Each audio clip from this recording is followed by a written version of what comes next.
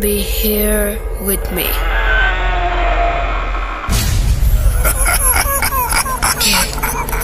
কে তুমি? Bhoot.com. The fear returns with Russell.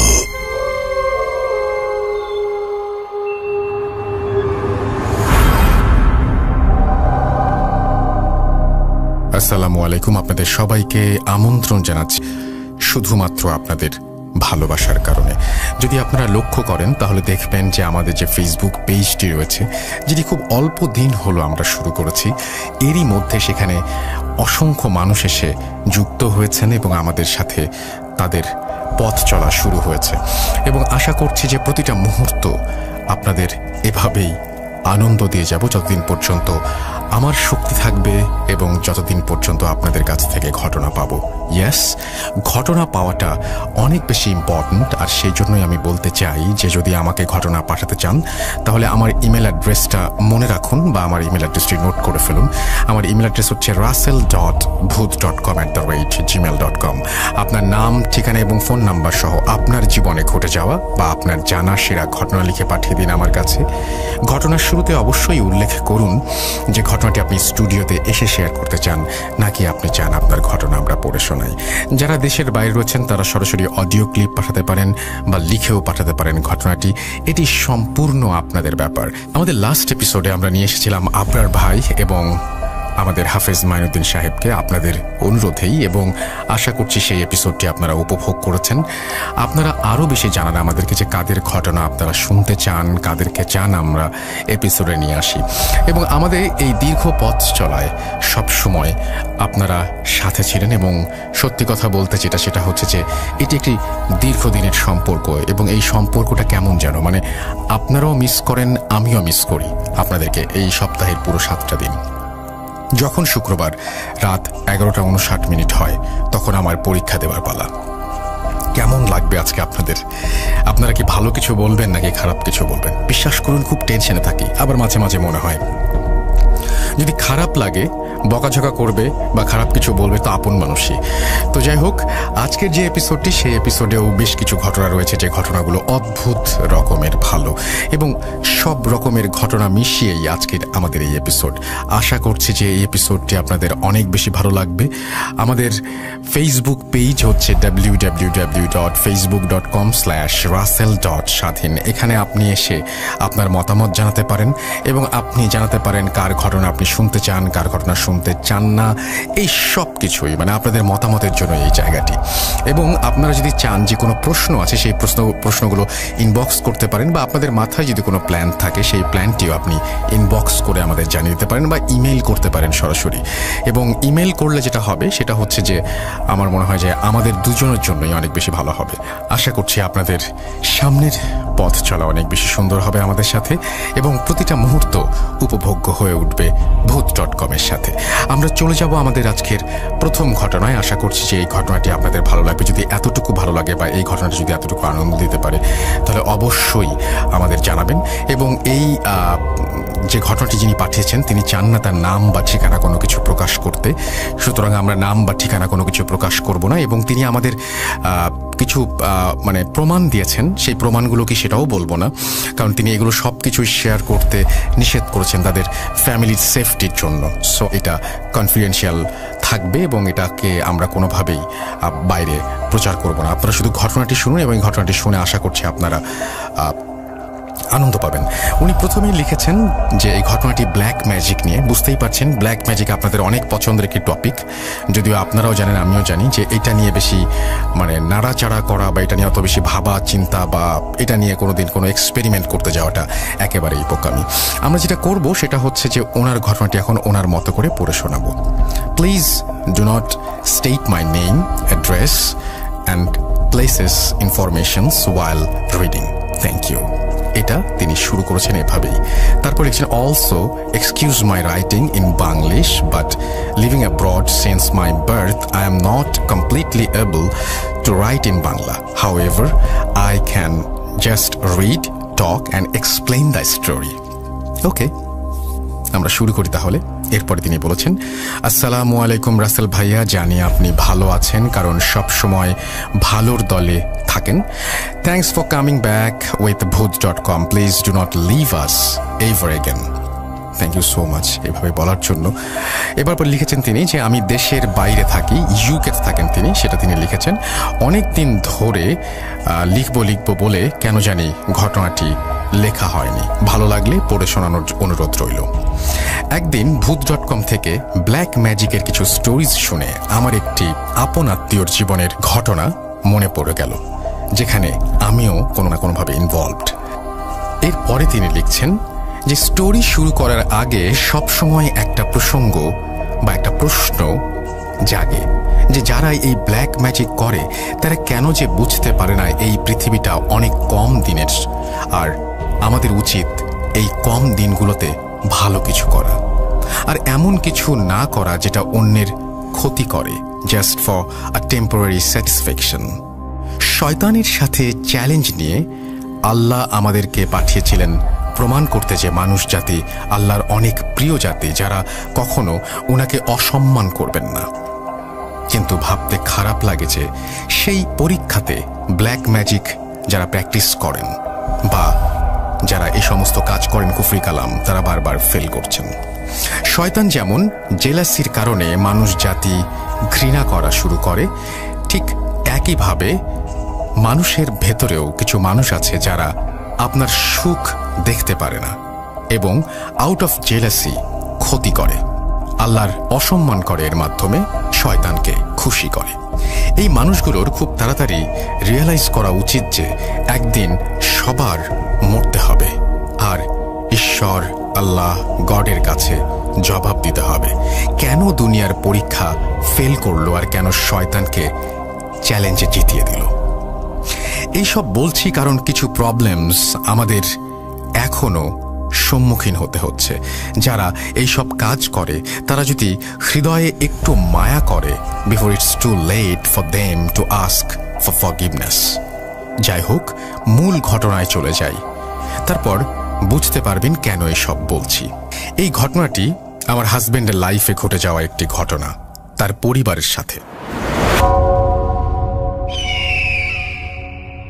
আমার হাজবেন্ডের পরিবার মানে আমার শ্বশুর বাড়ি বাংলাদেশের কোনো একটা জায়গায়, আমার বললাম না, এবং তারা পরে পড়াশোনার জন্য দেশের বাইরে চলে যান।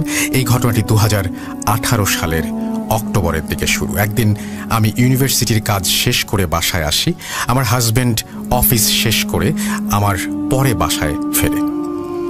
আমি এর মধ্যে কুইক করে কিছু রান্না বান্না করলাম, তারপর সোফা এসে বসে টিভিটা অন করে যখন খাবার মুখে দিতে যাই, হঠাৎ একটি বিকট গ্লাস ভাঙার সাউন্ড পেলাম, খুব জোরে একটি আওয়াজ। মনে হচ্ছিল কে যেন গায়ের যত শক্তি আছে সব শক্তি দিয়ে গ্লাসটা ভেঙে ফেলেছে। বুঝতে পারলাম যে শব্দটি কিচেন থেকে আসলো। চোর ডাকাত হতেই পারে না, আমাদের এলাকায় এই সব বিষয় খুব কম হয়, বলতে গেলে হয়ই না। ভাবছিলাম ওপরের অ্যাপার্টমেন্টে কাজ করাচ্ছে, হয়তো সেখান থেকেই সাউন্ড আসছে। তারপর ভাবলাম ওপরে ফ্ল্যাটের রাতের সময় কেন কাজ করাবে, আর টাইম পেল না। ফ্ল্যাট রিফারবিশমেন্টের জন্য ল আর রুলস আছে সকাল সকাল করানো, যেন সন্ধ্যার পর নেইবার্সদের সাউন্ডের জন্য কোনো সমস্যা না হয়। পরে ভাবলাম ওপরে ফ্ল্যাটে হয়তো আর্জেন্ট কোনো কাজ করা হচ্ছে। যাই হোক, মোটামুটি শিওর ছিলাম যে ওপরের ফ্ল্যাট থেকেই সাউন্ডটি আসছে, কিন্তু তারপরও কেমন যেন মনে হচ্ছিল, এবং কেন যেন আমার বারবারই মনে হচ্ছিল যে ঘরেই শব্দটি হচ্ছে। এইসব ভাবতে ভাবতে কিচেনে যেয়ে লাইট অন করে যা দেখি, সব কিছু তো আগের মতোই আছে। বাসায় সবখানে চেক করলাম, কিছুই তো ভাঙা পাচ্ছি না, সব ঠিক আছে। তবে কি হলো, কোথা থেকে এই বিকট শব্দটি আসলো? আমি তো শিওর ছিলাম কিচেন থেকেই আসলো। তারপর ভাবলাম যেহেতু বাসার ভেতরে সব ঠিক আছে, তাহলে ওপরের ফ্ল্যাটে গিয়ে রিকোয়েস্ট করব যেন রাতে কাইন্ডলি কাজ না করায়।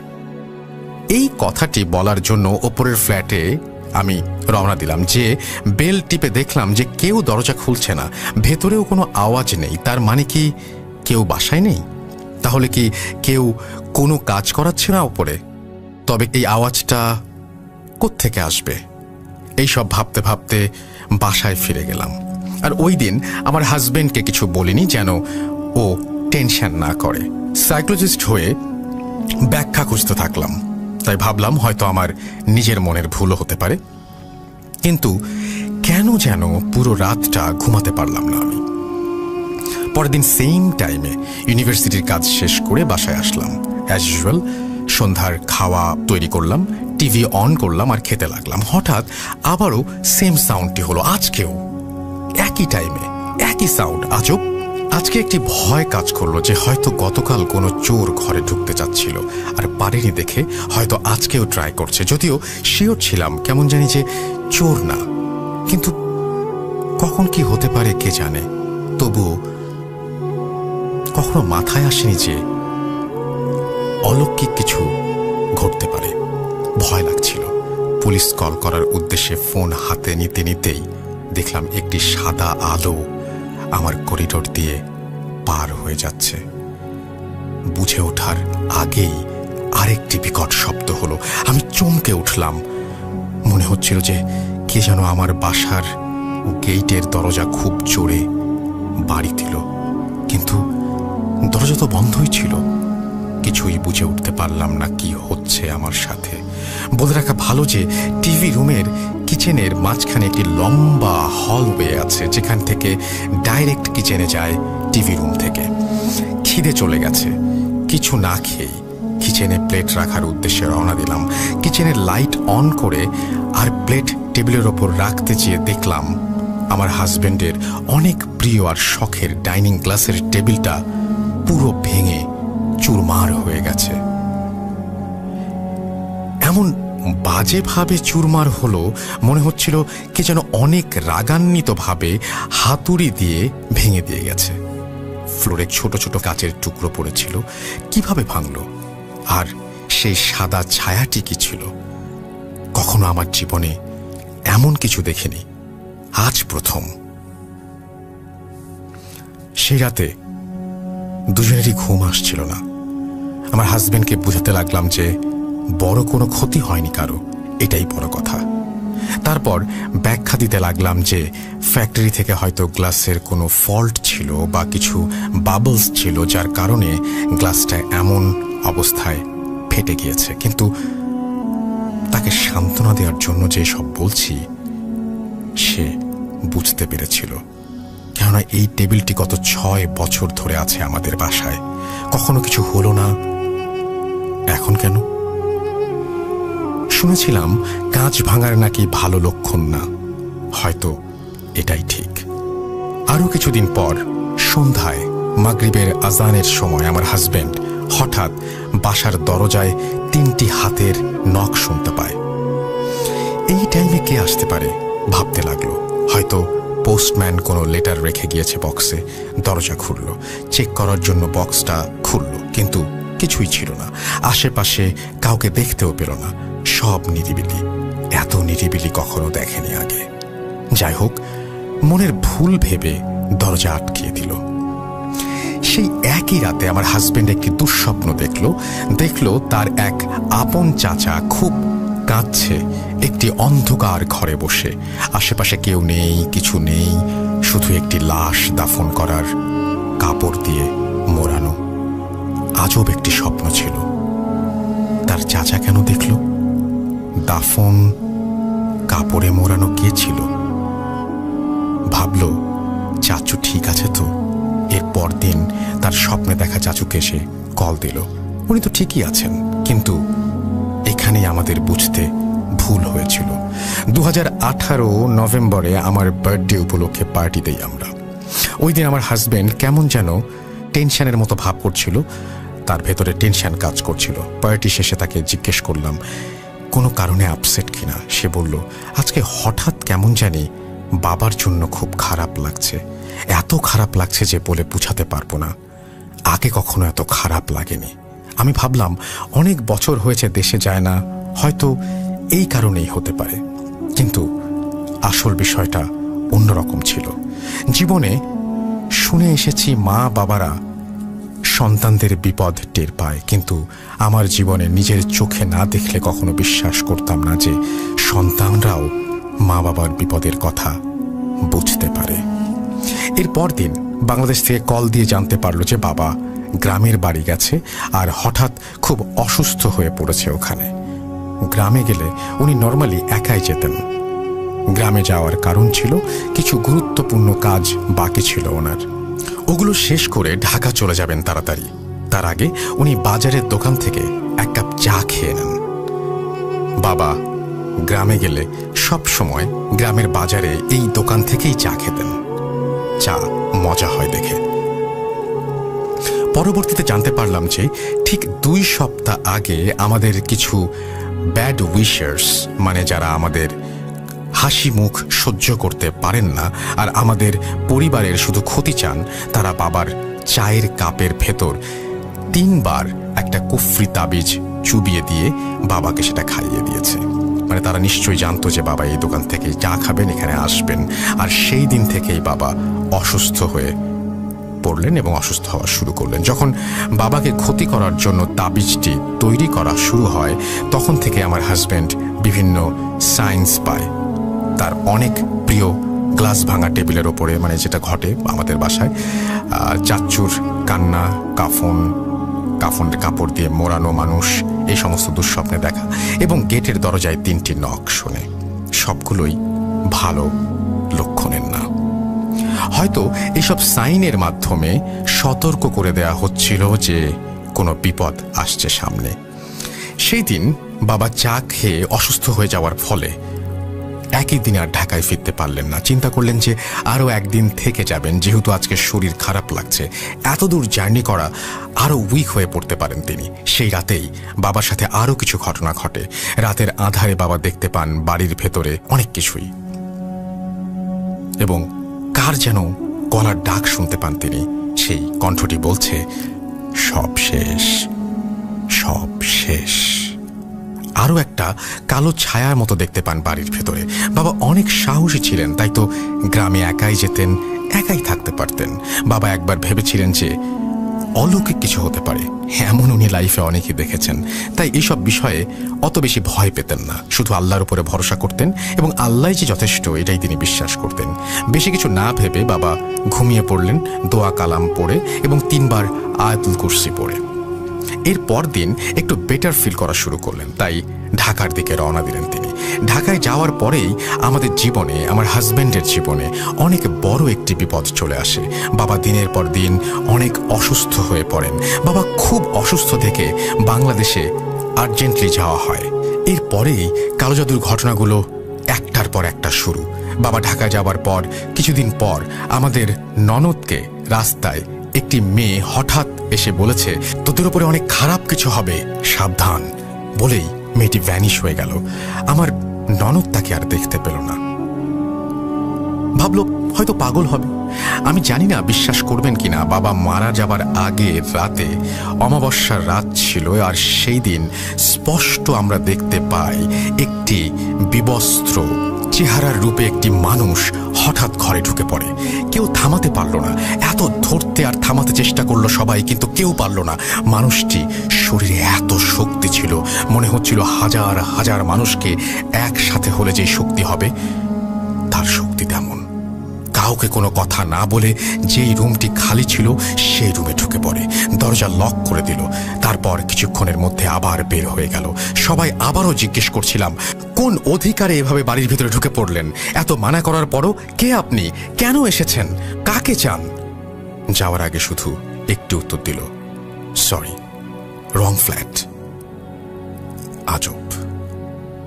ওই রাতে এই বিষয়টা পাত্তা দেওয়ার আগেই বাবাকে নিয়ে সবাই অনেক ব্যস্ত হয়ে ওঠে, কারণ ওনার অসুস্থতা আরও বেড়ে যাচ্ছিল। বারবার হার্ট অ্যাটাক হচ্ছিল, আবার বিট ফিরে আসছিল। একটা মানুষ এতবার হার্ট অ্যাটাক করার পরও বাঁচার কথা না, কিন্তু উনি ফিরে আসছিলেন। 10 মিনিটস হার্টবিট ছিল না, এরপর আবার ফিরে আসে। বলে রাখা ভালো, বাবার বডি রেগুলারলি চেক আপ করানো হতো।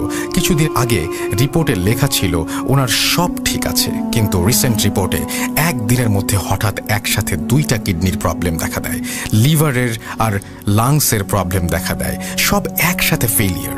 আমাদের এলাকার বড় ইমাম থাকে, তিনি বললেন যে ব্ল্যাক ম্যাজিকে এই সব হচ্ছে এবং ব্ল্যাক ম্যাজিকের মাধ্যমে এসব করা হয় বদ জিন চালান দিয়ে। অমাবস্যার রাতের পর লাস্টে যা হয়, বাবাকে আইসিইউতে নেওয়ার আগে নার্সরা বললেন ওনার মাথায় কে যেন খুব জোরে একটি বাড়ি দেয়, আর উনি মাথা ধুয়ে থাকেন অনেকক্ষণ। তারপর সব কালো। সকালেই বাবা আমাদের মাঝে আর নেই। আমার হাজবেন্ডের দেখা দুঃস্বপ্নে কাফনের কাপড় মোড়ানো হয় তাকে, আর চাচু ছিলেন স্বপ্নের জাস্ট একটি হিন্ট, যা ওনার আত্মীয় অর্থাৎ আমার শ্বশুরের ভাই, তিনি স্বপ্নে এসেছিলেন। আর সেই কারণেই যেহেতু ভাই ছিলেন স্বপ্নে এরকমভাবে কাঁদছিলেন। বাবা চলে যাবার পর বিছানা চাদর সব গুছাতে চেয়ে তোষকের ভেতর একটা মোড়ানো কাগজ পাওয়া যায়, কিছু লাল সুতো দিয়ে পরানো। কাগজটির ভেতরে উল্টো করে কিছু লেখা, কিছু নাম্বার, কাফনের কাপড় দেয়া আর কিছু মাটি পাওয়া যায়।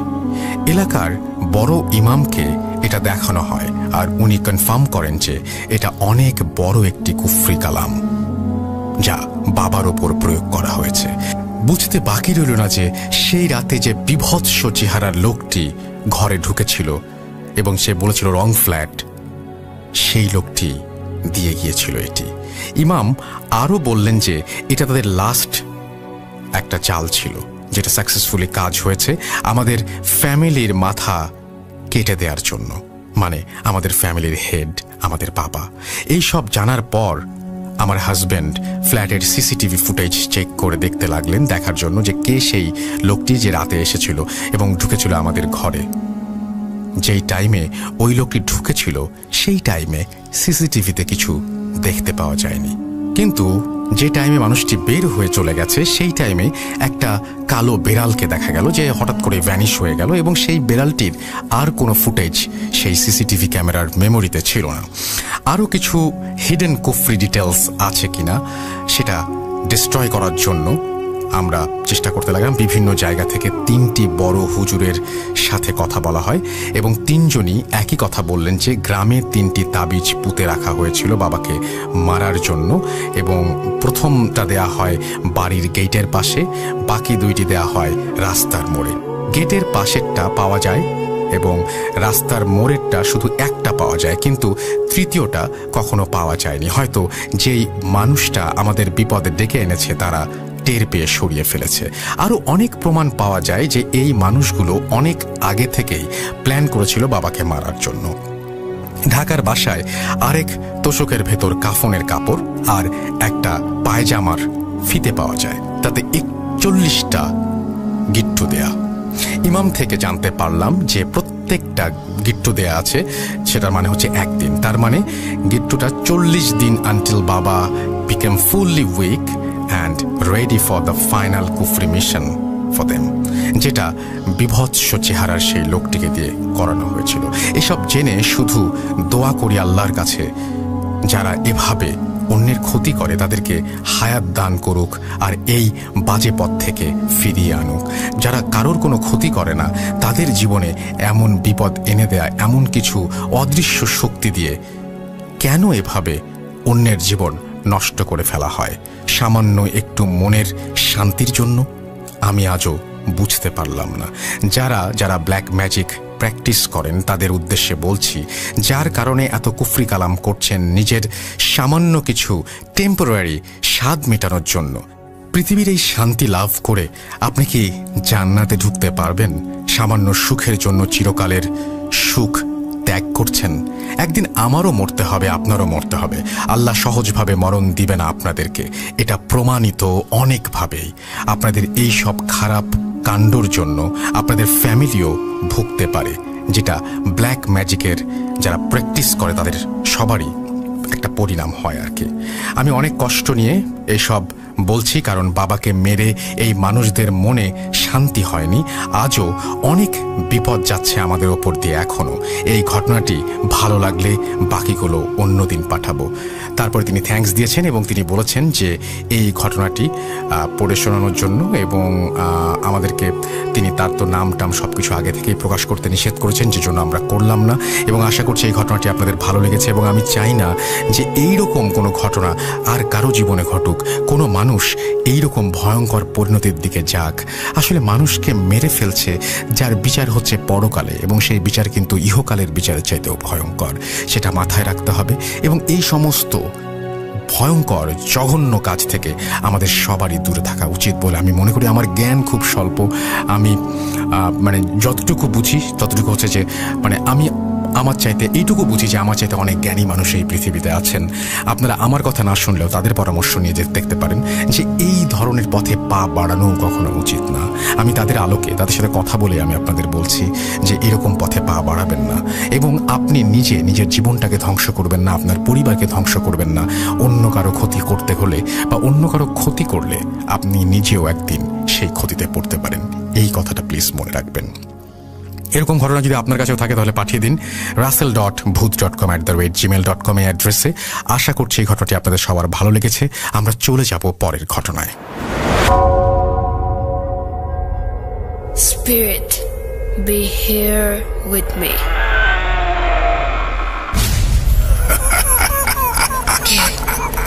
কে তুমি? Booth.com. The fear returns with Russell.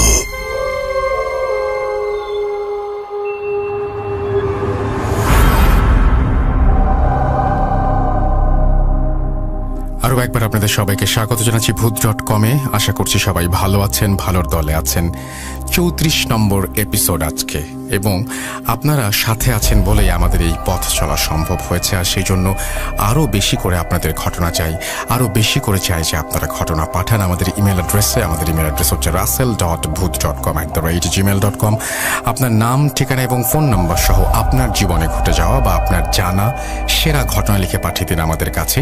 ঘটনার শুরুতে অবশ্যই উল্লেখ করুন যে ঘটনাটি আপনি স্টুডিওতে এসে শেয়ার করতে চান, নাকি আপনি চান আপনার ঘটনা আমরা পড়ে শোনাই। যারা দেশের বাইরে রয়েছেন তারা সরাসরি অডিও ক্লিপ পাঠাতে পারেন বা লিখেও পাঠাতে পারেন ঘটনাটি। এখন যে ঘটনাটি আমি শেয়ার করব, আমি পরপর দুটি ঘটনা শেয়ার করি, একটি নৌকা নিয়ে এবং আরেকটি বাইক নিয়ে। প্রথমে নৌকা নিয়ে শুরু করি, কারণ এই যে গ্রাম শহর সবকিছু মিলিয়ে আসলে গ্রামের ঘটনা আপনারা সবাই পছন্দ করেন, এবং গ্রাম মানেই নৌকা, গরুর গাড়ি, আরও অনেক কিছু, মেঠোপথ, সবকিছু মিলিয়ে গ্রাম। তো আমরা নৌকার ঘটনা দিয়ে আজকে আমাদের লিসেনাররা যে সমস্ত ঘটনা পাঠিয়েছেন সেটা শুরু করি, এবং তারপরে একে একে বাকি ঘটনাগুলো শোনাবো ইনশাল্লাহ। প্রথমে চলে যাচ্ছে একটা নৌকার ঘটনায়। ইন দ্য মেইন টাইম আপনারা আমাদের ফেসবুক পেজটা ভিজিট করতে ভুলবেন না, www.facebook.com/russell.স্বাধীন। আমাদের যে ইউটিউব চ্যানেল আছে সেখানে আমরা কিছুদিন আগেও একটা হন্টেড হাউস ভিজিট করেছি, এবং আপনারা সেটা দেখেছেন হয়তো, অনেকেই অনেক প্রশংসা করেছেন। থ্যাংক ইউ ভেরি মাচ আমাদেরকে এভাবে উৎসাহ দেওয়ার জন্য। সেইটাও আপনারা ভিজিট করবেন আমাদের ইউটিউব চ্যানেলটি, এবং সেখানে আপনারা অডিও এবং ভিডিও সবকিছু একসাথে দেখতে পারবেন। আশা করছি যে আপনারা অনেক বেশি এনজয় করবেন সেখানে গেলে। এখন যেটা করব, সরাসরি চলে যাব আমরা আমাদের পরবর্তী ঘটনায়। নৌকা নিয়ে একটি কাহিনী, চলুন শুনে আসি। স্বাগত জানাচ্ছি Booth.com-এর প্রত্যেক শ্রোতাদেরকে। স্বাগত জানাচ্ছি সেই সমস্ত মানুষকে যারা Booth.com-এর প্রতিটি ঘটনা শুনবার জন্য অধীর আগ্রহে অপেক্ষা করছেন। আজ সেই রকমই মুড বদলে দেবার মতো একটি ঘটনা নিয়ে চলে এসেছি আমি, শামীম, আপনাদের মাঝে। আজ থেকে প্রায় 40 বছর আগের কথা। ঘটনাটি খুলনা এলাকার কোনো এক গ্রামের। যাদের সাথে ঘটনাটি ঘটেছিল তাদের ছেলে ঠিক যেভাবে বলেছেন আমাকে, আমি তার মতো করে আপনার সামনে বলবার চেষ্টা করছি। আমার বাবা পোস্ট অফিসে চাকরি করতেন, আমার মা গৃহিণী ছিলেন। আমাদের গ্রাম থেকে বাবার অফিস 20-22 কিলোমিটার দূরে। যাতায়াতের একমাত্র রাস্তা নদীপথ। বাবার ওখানে নতুন পোস্টিং হয়েছিল। কয়েকদিন অফিস করবার পরপরই বাবা গ্রামের বাড়িতে এসে একদিন করে থেকে যেতেন।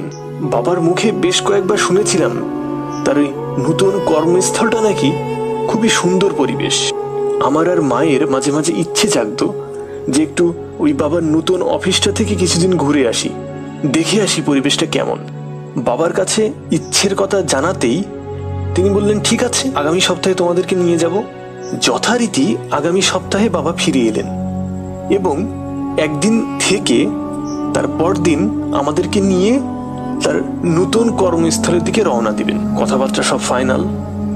একটা কথা বলে রাখি, যত যাই হয়ে যাক বাবাকে কিন্তু শনিবার সকাল 8টার মধ্যে অফিসে পৌঁছাতেই হয়। তাই বাবা নিয়ম করে শুক্রবার সন্ধ্যা বা রাতের ভেতরেই তার সার্ভিস কোয়ার্টারে উপস্থিত হয়ে যেতেন।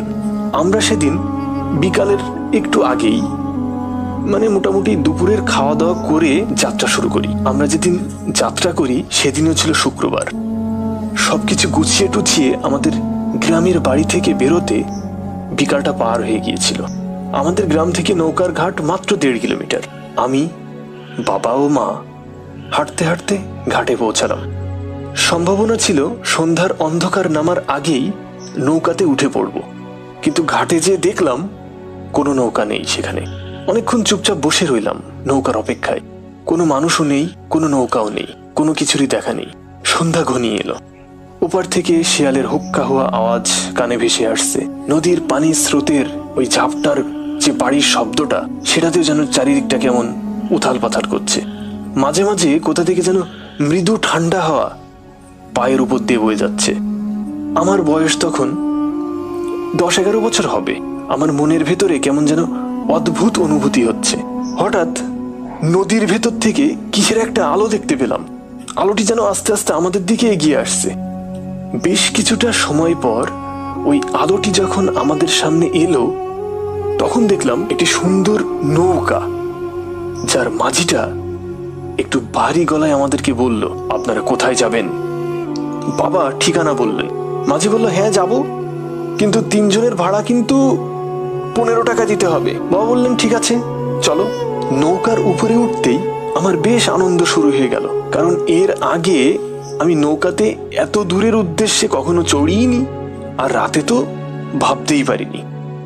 বাবা আর মা ছাউনির নিচে গিয়ে বসলেন, আর আমি মাঝির কাছে যেয়ে বসলাম। মাঝির দিকে তাকাতেই দেখলাম মাঝিটির চেহারাটা কেমন যেন খটখটে মার্কা, মনে কেমন যেন চাপা রাগ।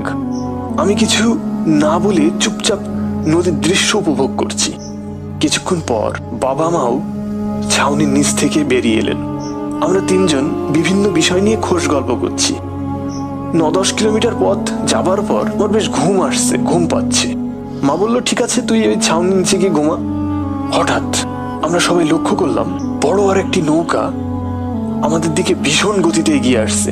নৌকার ভেতর থেকে কেমন যেন একটা চিৎকার বা কান্নাকাটির আওয়াজও ভেসে আসা শুরু করেছে। বাবা প্রথমে একটু কৌতূহলের দৃষ্টিতে দেখলেন, কিন্তু কি একটা সন্দেহ হয় মাঝিকে ডাক দিয়ে বাবা বললেন, তুমি নৌকাটাকে একটু সাইড করে চালাও তো, আর ওই আলোটাও কমিয়ে দাও। এর কারণ অনেক সময় নদীতে জলদস্যুদের আক্রমণ হতে শোনা যেত। বাবা হয়তো ওইটা ভেবে এটা বলেছিলেন। তৎক্ষণাৎই বাবার কথা মতো মাঝি নৌকার আলো কমিয়ে নৌকাটিকেই নদীর কুল ঘেঁষে বইতে লাগলেন। কিছুক্ষণ পর দেখলাম আমাদের পাশ কাটিয়ে ওই নৌকাটি পার হচ্ছে। ভালো করে লক্ষ্য করে দেখলাম ওই নৌকাতে নতুন বর বউ এবং সুন্দর পোশাক পরা অনেক মানুষজন। বুঝতে পারলাম এটা কোনো বিয়ের অনুষ্ঠান থেকে আসা যাত্রীগণ হতে পারে।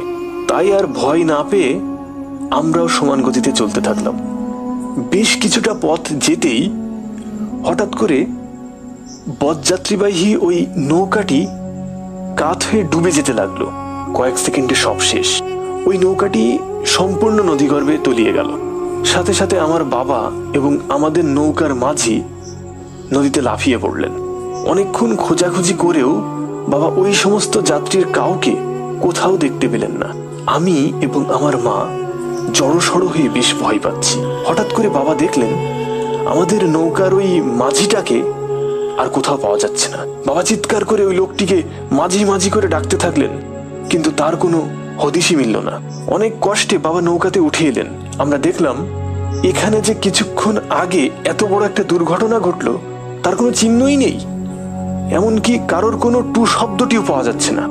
আমরা প্রচন্ড ভয় পেলাম। আমার বাবা নৌকার বৈঠা বাইতে পারতেন না, তবুও বৈঠাটি হাতে নিয়ে অনেক চেষ্টার পর নৌকাটি তীরে ভিড়ালেন।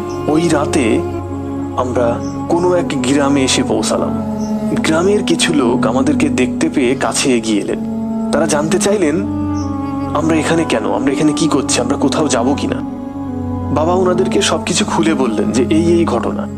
ওদের ভেতর একজন বললেন যে আজ থেকে প্রায় 1 বছর আগে ওইখানে এক বরযাত্রীবাহী নৌকা নাকি ডুবে গেছিল, সেই নৌকার সব যাত্রী নাকি মারা গেছিল, শুধু মাঝি বেঁচে ছিল।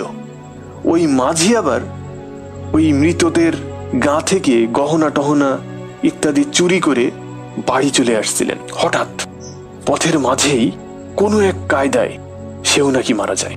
কে কিভাবে যে মাঝিকে মেরে রেখে গেছিল তা কেউ বুঝতে পারিনি। ওই মাঝির বাড়িটাও নাকি ওই গ্রামেই ছিল। ওই সমস্ত কথা শুনে আমরা প্রচন্ড ভয় পেলাম, আর রাতে নৌকায় যাতায়াত করবার শখ চিরকালের মতো হারিয়ে গেল। আজও সেই দিনের কথা আমার চোখে ভাসে, সেই আর্তনাদ হাহাকার আমার কানে মৃদু সুরে বাজতে থাকে। বাবা আর বেঁচে নেই, কিন্তু সেই করুণতা, নিঃসঙ্গতা, অসহায় মুহূর্তটা আজও আমার মাঝে দাগ কেটে রেখে যায়। আজও মাঝে মাঝে ঘুম ভাঙিয়ে দিয়ে যায়। ঘটনাটি ঘটেছিল খুলনার কোনো এক গ্রামে, আর নদীর নাম ছিল পশুর নদী। আজও হয়তো ওরকম রাতে দেখা মিলতে পারে কোনো একটি বরযাত্রীবাহী নৌকা। আমরা তাদের আত্মার শান্তি কামনা করি। পরবর্তী দিন আরো এক নতুন ঘটনা নিয়ে আপনাদের সামনে হাজির হব আমি শামীম। ততক্ষণ শুনতে থাকুন ভূত.com। Spirit, be here with me.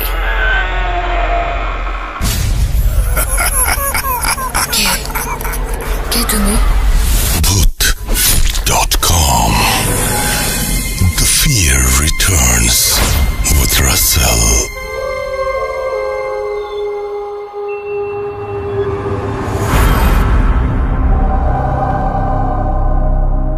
এবারের কাহিনীটি একটি বাইক নিয়ে। দুটোই কিন্তু আমাদের যানবাহন, রাইট? নৌকা যেমন ঠিক তেমনি একই সাথে আমাদের মানে যাতায়াতের মাধ্যম আর কি। তো আমরা একটু আগে যে নৌকার ঘটনাটি শুনলাম সেটি নিশ্চয়ই আপনাদের অনেক বেশি ভালো লেগেছে, আশা করছি ভালো লেগেছে। দেখুন এবার বাইকের ঘটনাটি কেমন লাগে। আমাদের কাছে আরও অনেক বেশি ঘটনা আছে এবং আমরা যদি সময় পাই তাহলে এই এপিসোডের শেষে হয়তো আফনান ভাই একজনকে ইন্টারভিউ করেছিলেন, সেই ঘটনাটি হয়তো আমি দিয়ে দিতে পারি। তো যাই হোক, আমাদের সঙ্গে থাকুন এবং আশা করছি প্রতিটা মুহূর্ত আমাদের সাথে ভূত.com-এর সাথে আপনারা অনেক বেশি এনজয় করবেন। চলুন চলে যায় আমাদের পরবর্তী ঘটনায়। লিখতে ভুলবেন না আমাদেরকে www.facebook.com/russell.shadhin এই অ্যাড্রেসে, এবং আমাদেরকে ইমেল করতে ভুলবেন না russell.bhoot.com@gmail.com এই অ্যাড্রেসে। আমরা চলে যাব আমাদের পরবর্তী ঘটনায়। আশা করছি ভূত.com-এর সাথে আজকের পুরো সময়টা ভয়ঙ্কর আনন্দে কাটবে। চলুন শুনে আসি পরবর্তী ঘটনা।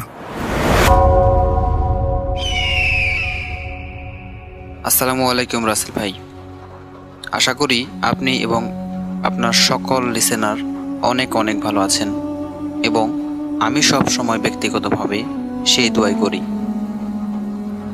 তো আমি যখন থেকে আপনি ভূত এফএম করতেন সেই তখন থেকেই আমি আপনার একজন নিয়মিত লিসেনার, এবং আজও পর্যন্ত যখন ভূত এফএম শেষ হয়ে গেছে তারপর থেকে আমি আপনার ভূত.com-এর একজন নিয়মিত শ্রোতা। তো আমি কখনো কোনো ঘটনা আপনাকে পাঠাইনি, এটি হচ্ছে আমার প্রথম ঘটনা। আমি কোনো ঘটনা পাঠাইনি কারণ এই যে আমি এই ভূত প্রেত কিংবা অস্বাভাবিক কোনো ঘটনা একদমই বিশ্বাস করতাম না। কিন্তু মাত্র কয়েকদিন আগে, এই সপ্তাহখানেক আগে আমার সাথে ঘটে গেল এই অমীমাংসিত একটি ঘটনা। তাই আমি মনে করলাম যে রাসেল ভাইয়ের সাথে এই ঘটনাটি শেয়ার করা উচিত। তাই আমি আপনাকে ঘটনাটি পাঠালাম, এবং আপনার যদি ভালো লাগে তাহলে অবশ্যই সবার সাথে শেয়ার করবেন এবং ভুল ত্রুটি ক্ষমা করবেন। তো চলে যাচ্ছি মূল ঘটনায়। ঘটনাটি ঘটেছিল মাত্র 7 দিন আগে। বলে রাখা ভালো, আমি কিছুদিন আগেই একটি নতুন বাইক কিনি, এবং বাইকটি প্রথম সার্ভিসিং করানোর জন্য আমি আমার জেলা শহরে চলে যাই, এবং যেখানে ঘটনাটি ঘটেছে সেখানে একটি ব্রিজ রয়েছে। আমি বলছি মানিকগঞ্জ জেলার সাটুরিয়া থানার একটি ঘটনা। তো আমি যখন মানিকগঞ্জ থেকে আমার বাইকটি সার্ভিসিং করিয়ে নিয়ে আসছিলাম, সেদিন ছিল ঝুম বৃষ্টি এবং আকাশটা কেমন যেন মেঘলা ধরনের ছিল।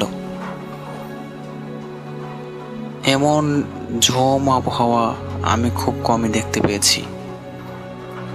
তার মধ্যে আমার গাড়ির কাজটি করাতে করাতে তখন একদম দুপুর হয়ে যায়। তো দুপুরবেলায় আমি যখন আসতেছিলাম তখনও আমার জেলা শহরে প্রচণ্ড পরিমাণে বৃষ্টি হচ্ছিল। কিন্তু আস্তে আস্তে যখন আমি সেই ব্রিজের কাছে আসি, অর্থাৎ যেখানে ঘটনাটি ঘটেছিল সেখানে যখন আমি আসি, তখন এমন পরিমাণে রোদ আমি লক্ষ্য করি যেন পিঠ যেন আমার চলে যাচ্ছে। তো আমি আমার জেলা শহর থেকে রওনা হই 11টার সময় এবং আমি যেখানে ঘটনাটি ঘটেছে সেখানে এসে পৌঁছাই প্রায় 1টার সময়। তখন প্রচুর রোদ উঠেছিল এবং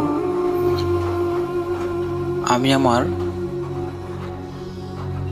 বাইকের একটি পেপারস আমার পকেটে রেখে নিয়ে আসছিলাম। তো যেখানে ঘটনাটি ঘটেছে সেখানে এসে আমার কেন যেন মনে হলো আমার পকেট থেকে কি যেন পড়ে গেল। তো আমি বাইকটি স্টার্ট বন্ধ করলাম এবং স্ট্যান্ড করলাম এবং পিছনের দিকে একটু হাঁটলাম যে দেখি আমার কি পড়লো। আমি লক্ষ্য করলাম যে আমার প্যান্টের পকেটে আমার সেই বাইকের পেপারসটি নেই। অর্থাৎ পেপারসটি বলতে বাইকের যে একটি ইউজার ম্যানুয়াল বুক থাকে যেটি দিয়ে বাইক ফ্রি সার্ভিসিং করানো যায়, সেই পেপারসটির কথা বলছি আমি। তো আমি লক্ষ্য করলাম যে আমার সেই পেপারসটি আমার পকেটে নেই, কিন্তু আমার ওখানেই মনে হয়েছিল যে কি যেন এখানে পড়লো। তো আমি অনেক খুঁজলাম কিন্তু আমি আমার পেপারসটি খুঁজে পেলাম না। তো আমি মনে মনে ভাবলাম যে আমি আমার বাইকের প্রথম সার্ভিসিংটা ফ্রি করালাম, বাকি আমার 3টে ফ্রি সার্ভিস পাওয়ার কথা, কিন্তু সেটা তো আমি পাবোই না। তো একটু খুঁজে দেখি। তো আমি কি করলাম, বাইক নিয়ে আবার আমার জেলা শহরের দিকে একটু ব্যাক করার চেষ্টা করলাম। অনেক দূর পর্যন্ত গেলাম কিন্তু না, আমি আমার সেই বইটিকে কোথাও খুঁজে পেলাম না। তো আমি আবার বাসার দিকে ফিরে আসলাম এবং যেখানে মনে হয়েছিল যেখানে কিছু একটা পড়েছে সেখানে আমি আরেকবার খুঁজে আসলাম, কিন্তু সেখানে আমার বইটি পেলাম না। উল্লেখ্য আমি সেই বইটি আমার প্যান্টের পকেটে ঢুকিয়ে তারপর আসছিলাম। তো আমার প্যান্টের পকেটে আমি আরও কয়েকবার চেক করলাম, আমার প্যান্টের পকেটেও সেই বইটি ছিল না। তো আমি সেদিন অনেক বিভ্রান্ত হয়ে বাসায় চলে আসলাম যে আমি আমার বইটি হারিয়ে ফেলেছি এবং আমি আর কখনো ফ্রি সার্ভিস পাবো না। তো আমি বাসায় আসার পর আমার শার্ট প্যান্ট এবং বাইকটি আবার পানি দিয়ে ধুয়ে বাইকটি ঠিক জায়গায় রেখে দিলাম এবং আমার প্যান্টগুলো শুকাতে দিলাম। তো তারপরের দিন কোনো একটা কাজে আমাকে আবার আমার জেলা শহরের দিকে রওনা হচ্ছি, আমাকে আবার যাওয়া লাগবে, এমনকি আরও খোঁজ নিতে হবে যে বইটা আমি কোথায় রেখেছি কিংবা কি করেছি। তো প্রথম দিন যেখানে ঘটনাটি ঘটেছিল, যে আমার মনে হয়েছিল যে এখানে হয়তো কিছু একটা পড়েছে, আমি খোঁজ করেছিলাম, আমার বইটি পেলাম না। তো দ্বিতীয় দিন যখন আমার জেলা শহরের দিকে যাচ্ছি, ঠিক দুপুর 1টায় সেই ব্রিজের কাছে যাওয়ার পর মুহূর্তে আমার আবারও মনে হলো যে আমার পকেট থেকে কি যেন পড়ে গেল। এবার আমি আবারও বাইকটি স্টার্ট বন্ধ করলাম এবং খেয়াল করতে থাকলাম যে কি পড়লো আমার বাইক থেকে। তো খোঁজাখুঁজি করার পর দেখলাম যে সেই আমার যে গতদিন হারিয়ে যাওয়া যে বইটি ছিল সেই বইটি রাস্তার মধ্যে পড়ে রয়েছে। আমি বুঝতে পারলাম না, সেদিন আমি অনেক খোঁজাখুঁজি করেছি, সেখানে আমার বইটি আমি কখনো খুঁজে পাইনি। পরের দিন একই জায়গায় আবার আমার কেন যেন মনে হয়েছিল যে এখানে আবারও কিছু একটা পড়লো।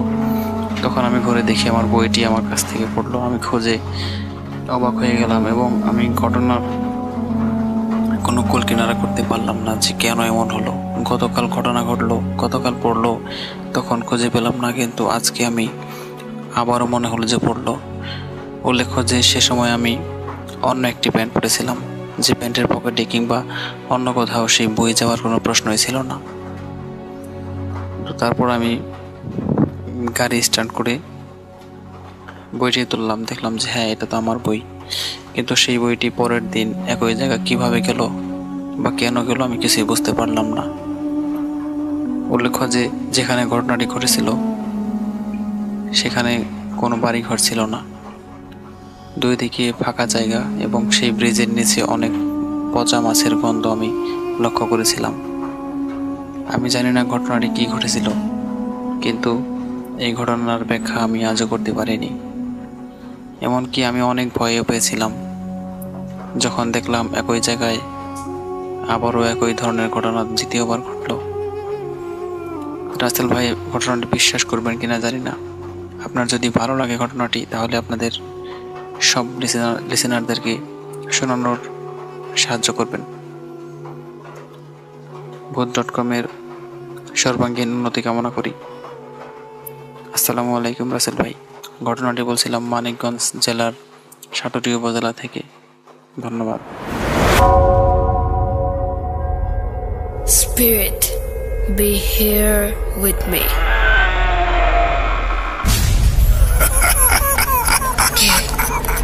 Get to me. Bhoot.com. The fear returns with Russell.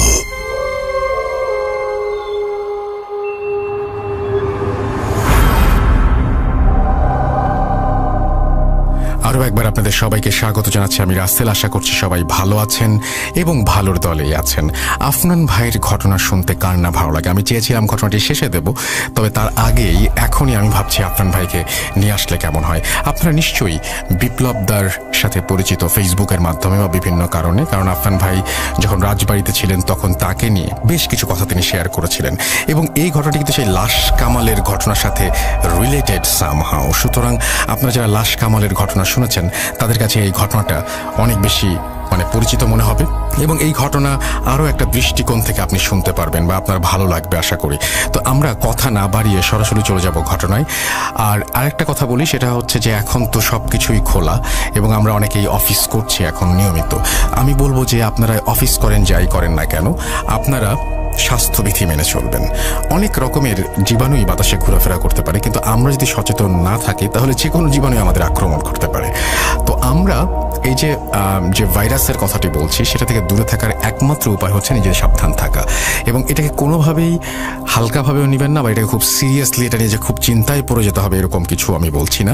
কিন্তু স্বাস্থ্যবিধি মানলে কোনো ব্যাপার না, যদি স্বাস্থ্যবিধি না মানেন তাহলে খুব সমস্যার কথা। আমি আমার জায়গা থেকে আপনাদের কাছে যে চাওয়াটা সেটা জানিয়ে দিলাম। এখন চলে যাব ঘটনায়। চলুন শুনে আসি আমরা বিপ্লবদার ঘটনাটি। আসসালামু আলাইকুম। ভূত.com-এর সকল লিসেনারদেরকে জানাচ্ছি শুভেচ্ছা। আমি আফনান।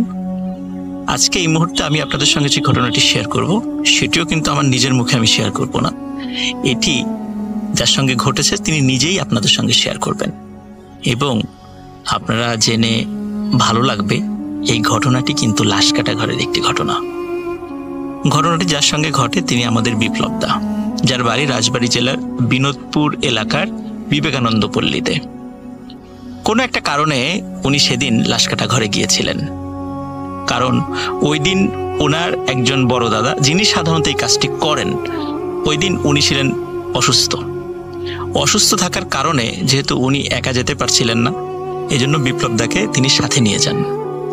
এবং লাশ কাটার ঘরে কিন্তু অনেকগুলো প্রসিডিউরস থাকে, এই প্রসিডিউরসগুলো মেনটেন করতে হয়, কিন্তু উনি অসুস্থ থাকার কারণে যেহেতু উনি হয়তো ওই প্রসিডিউরসগুলো মেনটেন করতে পারবেন না বলে ধারণা করেছিলেন এবং কাজেরও প্রেশার ছিল, এজন্য বিপ্লবদাকে সাথে নিয়ে যান।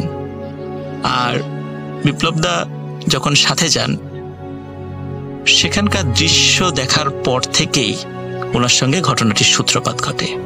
বিপ্লবদা এখন নিজের মুখে সেই ঘটনাটি আপনাদের সঙ্গে শেয়ার করবেন। বিপ্লবদা কেমন আছেন? আমি ভালো আছি দাদা। আপনি শুরুতে যেটা বলছিলেন আমি তো অনেকটা বলেই দিলাম। লাশ কাটা ঘরে যাওয়ার পর আপনি সেখানে কি দৃশ্যটা দেখেছিলেন? আপনি তো আপনার দাদার সাথে গেলেন সেখানে, কারণ সেই কাজটি করে। আপনি যখন ওই দিন গেলেন তার সাথে, সেখানে আসলে ওই লাশের দৃশ্যটা কেমন ছিল? লাশের দৃশ্যটা একটু অন্য ধরনের ছিল। এখন থেকে 6 মাসের মতো 6-7 মাস আগে দৌলদিয়া ঘাটের পতিতালয়ের আচ্ছা একটা লাশ নিয়ে আসছিল। যে নিয়ে আসছিল ড্রাইভার, তার নাম হচ্ছিল কালাম।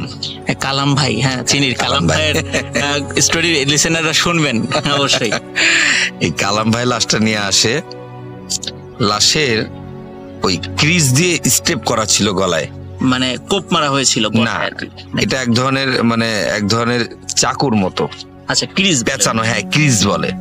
ওটা দিয়ে এই এই এই গলার নলির যে ইটা মেন লাইনটা, মানে যেটা আমরা শ্বাসনালী যেটা আমরা বলি, ওই শ্বাসনালীর মানে এপার থেকে ওপার করে দিছিল পুরা সম্পূর্ণটাই।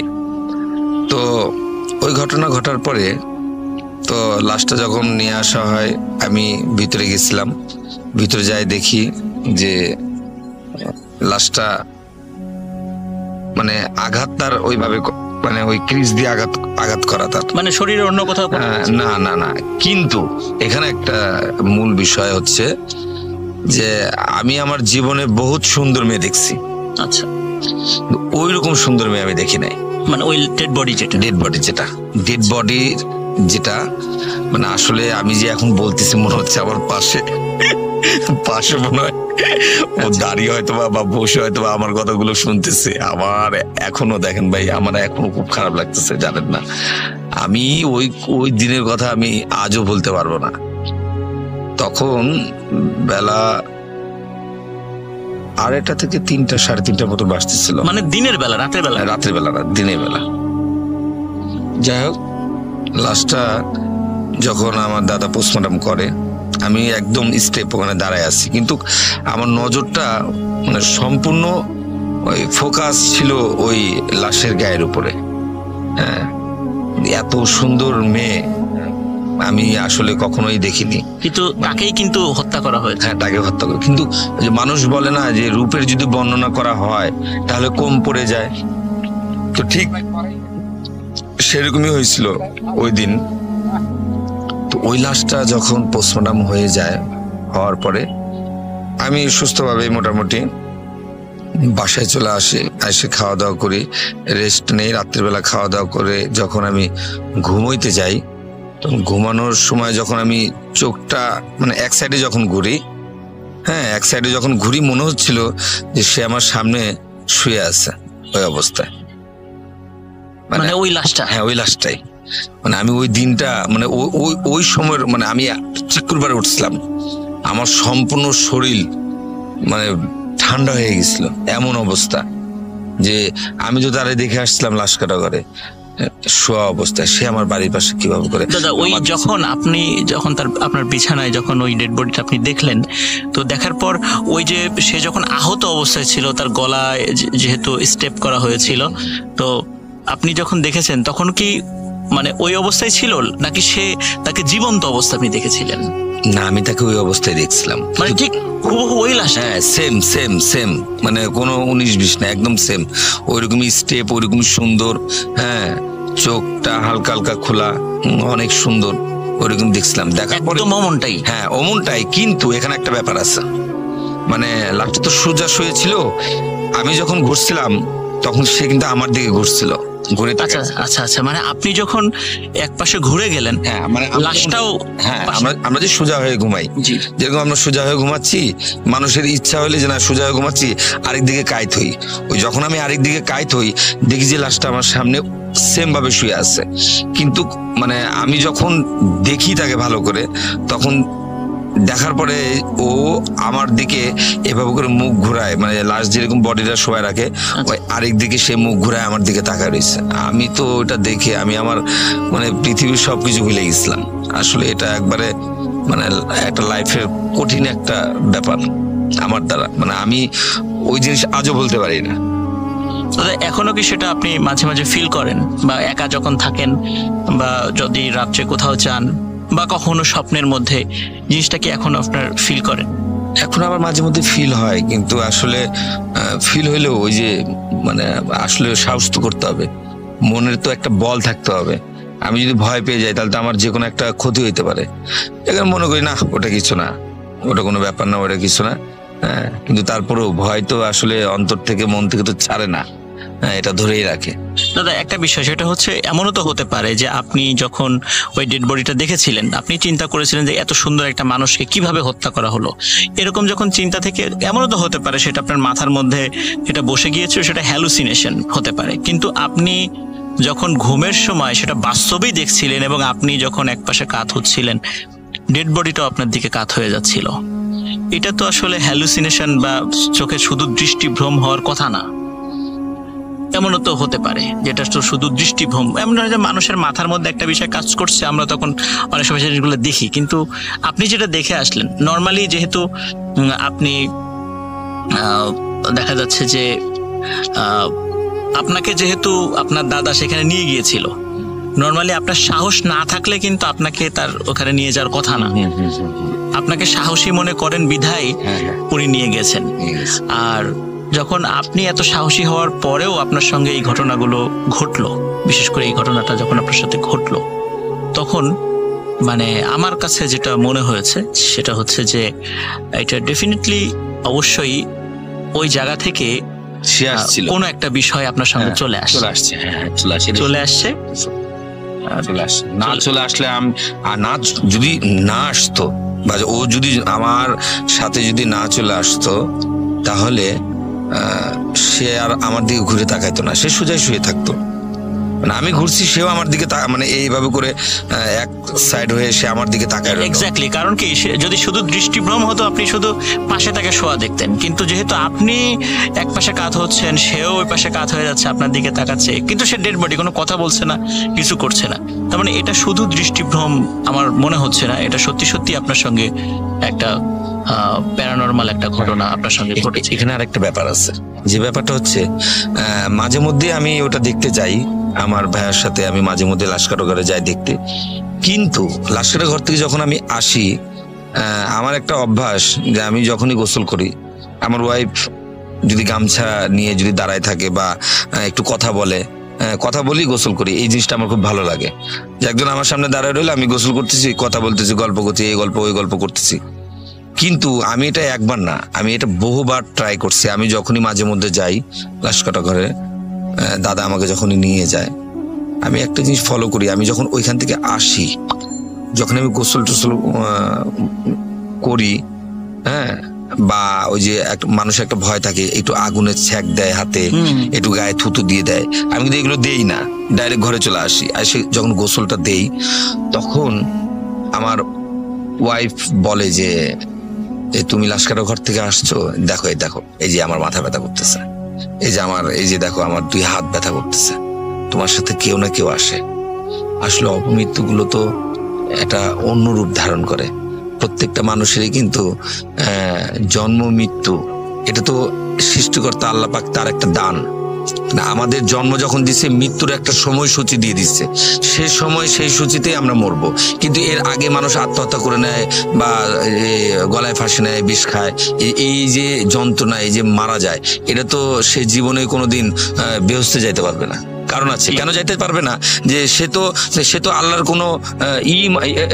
কোনো কথাই সে এই পৃথিবীতে থেকে রাখলো না বা মানলো না। কেননা যে তার একটা জন্ম দেওয়া হয়েছে, তার অমুক টাইমে অমুক ডেটে তার মৃত্যু ছিল, এর আগে সে হয়তোবা কোনো কারণবশত সে গলায় হয়তোবা ফাঁস নিচ্ছে, এটা তো অপমৃত্যু হয়ে গেল। আসলে অপমৃত্যুগুলো প্রচন্ড ভয়ানক হয়, ভয়ানক হইতে ভয়ানক। লিসেনারদেরকে একটা বিষয় বলে রাখি, সেটা হচ্ছে যে দাদাকে ওনার দাদা নিয়ে যান, কারণ ওনার দাদা আসলে শিক্ষিত নন।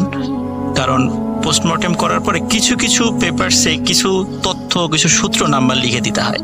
তো যেহেতু উনি এডুকেটেড নন, তো মাঝে মাঝে দাদা যদি ফ্রি থাকে, মানে বিপ্লবদা যদি ফ্রি থাকে, তখন ওই কাগজগুলোর কিছু প্রসিডিউরস মেনটেন করার জন্য যাতে করে কিছু জিনিস, কিছু সূত্র নাম্বার ফেলে দিতে হয়, যার কারণে তাকে মাঝে মাঝে রিকোয়েস্ট করে নিয়ে যান। আর ওই সুবাদে সেখানে মাঝে মাঝে তার যাওয়া হয়, এবং সেইখান থেকেই আসলে আমরা দাদার ঘটনাটা আমরা পেলাম। দাদা আর একটা বিষয়, সেটা হচ্ছে যে এই যে যারা সাধারণত লাশগুলো কাটেন বা যারা এই প্রফেশনটাতে থাকেন, সাধারণত আমরা দেখি সারা বাংলাদেশে বিভিন্ন মর্গ যেগুলো আছে সেখানে কিছু মানে এই লাশ কাটার কাজগুলো হয়। আচ্ছা, যারা সাধারণত এই কাজটা করেন আমরা কিন্তু সামাজিকভাবে তাদেরকে একটু ডিফারেন্ট চোখে দেখি। তো এই বিষয়ে দাদা আপনার কোনো মন্তব্য আছে কিনা, যদি লিসেনারদেরকে বলতে। আচ্ছা, মন্তব্য বলতে আসলে আমিও মানুষ, আর যে মারা যায় আসে, মানে যার মৃত্যু হয়ে গেছে বা যার নামে সুরথাল করা হয়েছে, যার নামে মামলা করা হয়েছে, সেও কিন্তু মৃত্যু অবস্থায় লাশ কাটা ঘরে আসে।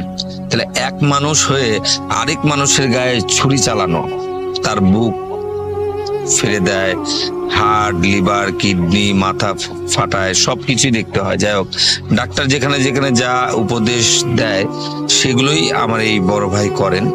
কিন্তু দেখেন একটা জিনিস লক্ষ্য করে, যে এই জিনিসটা মানে এই পোস্টমর্টমটা আসলে ড্রিঙ্ক ছাড়া কেউ করতে পারবে না, ড্রিঙ্ক তাকে করতে হবে, কারণ ড্রিঙ্ক না করে এই কাজটা আসলে করা সম্ভব নয়। আমার এখন এটা তো স্বাভাবিকভাবে যে একটা মানুষ হয়ে মানুষের বুকে ছুরি চালিয়ে দিচ্ছে, ভিতরের অর্গান গুলো বের করে ফেলছে, তো এই যে দৃশ্যগুলো স্বাভাবিকভাবে একটা মানুষ যখন নর্মাল সেন্সে থাকে তখন তার মধ্যে একটা অদ্ভুত অনুভূতি কাজ করতে পারে, যে মানুষ হয়ে আর একটা মানুষের কিভাবে এই জিনিসগুলো বের করে ফেলবো। তখন আসলে যার কারণেই হয়তো বা তারা কিছুটা ড্রিঙ্ক করে নেন আর কি, এটাই আর কি। আসলে ড্রিঙ্ক করলে ব্যাপারটা ভাইয়া এই পর্যন্ত 7-8 হাজার লাশ পোস্টমর্টম করছে, বাট কিন্তু উনি আজ পর্যন্ত ড্রিঙ্ক ছাড়া কোনোটাই করেনি। ড্রিঙ্ক যখনই উনি করে তখন ওনার সেন্স আর তখন কাজ করে না, তখন সে কারোর সাথে মানে সুস্থ মাথায় কারোর সাথে কথা বলে না। দাদা আমরা কিন্তু ওই দাদার কথা বলতে চেয়েছিলাম, যে ওনার স্টোরিগুলো নিয়ে চেষ্টা করেছিলাম, কিন্তু সমস্যা হচ্ছে যে আপনি বলছিলেন যে উনি আসলে আমাদের রেকর্ডিং বা এই টাইপের ইন্টারভিউ উনি দিতে পারবেন না, কারণ উনি ম্যাক্সিমাম সময় একটু ড্রাঙ্ক অবস্থায় থাকেন। আর আমি নিজেও দেখেছি ওনার সাথে কিছুটা কথা আমি দেখেছি, উনি কথা জড়িয়ে যায় ওনার। এই জন্য লিসেনার আমরা আসলে এই বিষয়ে আন্তরিকভাবে দুঃখিত যে অরিজিনাল যিনি তার একদম কথা আপনাদেরকে শোনাতে পারলাম না, কারণ উনি আসলেই কথা বলতে সক্ষম নন। এই কারণে সক্ষম নন, ওনার কথা জড়িয়ে যাবে, আপনারা বিরক্ত হবেন। কিন্তু ওনার ছোট ভাই তাকে আমরা আপনাদের সামনে নিয়ে এসেছি, যিনি মাঝে মাঝে সেখানে গিয়েছেন এবং ওনার একদম প্র্যাকটিক্যাল এক্সপিরিয়েন্স আছে, এই জন্য ওনার কথা আমি আপনাদেরকে শোনালাম। তো দাদা আপনাকে অসংখ্য ধন্যবাদ। আশা করি আপনার আরো অনেক ঘটনা আমরা পাবো, কারণ যেহেতু আপনি আপনাদের পাশেই এরকম ব্যক্তি আছেন এবং পরিচিতর মধ্যে আমরা জানি যে লাশ কাটা ঘর রিলেটেড অসংখ্য ঘটনা আমরা বিভিন্ন সময় শুনেছি, শুধু মানুষের মুখেই শুনতাম। আজ কিন্তু একদম ফার্স্ট আপনার কাছে শুনলাম যিনি একদম সেখানে প্রত্যক্ষ করেছেন। প্রত্যক্ষ করার পরে এখনো আপনি যখন বাসায় আসেন, ভাবির কথা বলছিলেন যে তিনি কিন্তু খুব হারে হারে সেটা টের পান যে আপনার সাথে অবশ্যই কোনো জিনিস এসেছে। এটা সত্য। আমি মাঝে মধ্যে যখন ওখান থেকে আসি তখন সে আমার সামনে আর আসে না, তখন বলে যে তুমি একবারে গোসল টোসল করে ফ্রেশ হয়ে আসো। আমি গেলেই আমার দেখা যায় মাথা ব্যথা করে, হাত ব্যথা করে, হ্যাঁ, এক চোখ লাফায়, হ্যাঁ, মানে এই যে ব্যাপারগুলোটা, তাহলে নিশ্চয়ই কেউ আসে হয়তো আমার গোসল দেওয়ার পরে, হ্যাঁ, গোসল দেওয়ার পরে হয়তো সে থাকে না, চলে যায়। আর আমি গোসল মানে আসলে মানুষের প্রত্যেকটা মানুষের উচিত, হিন্দু হোক, বৌদ্ধ হোক, খ্রিস্টান হোক আর মুসলিম হোক, যে ধর্মেরই হোক না কেন, মানে আমাদের ধর্মের কথা বলি, মানুষ যখন গোসল যখন করে বা হিন্দু শাস্ত্রের মধ্যে স্নান বলে, কেউ ছান বলে, কেউ আপনাদের ধর্মে মুসলিম ধর্মে হয়তো বা গোসল বলে, তো যাই হোক যেটাই হোক একটাই তো বিষয়, আমরা যখন স্নান করি বা গোসল যেটাই বলি না কেন, তখন কিন্তু আমরা সৃষ্টিকর্তার যে কোনো একটা নাম ধরে ডেকেই কিন্তু গায়ের উপরে জলটা ঢালি। এতে কি হয় জানেন?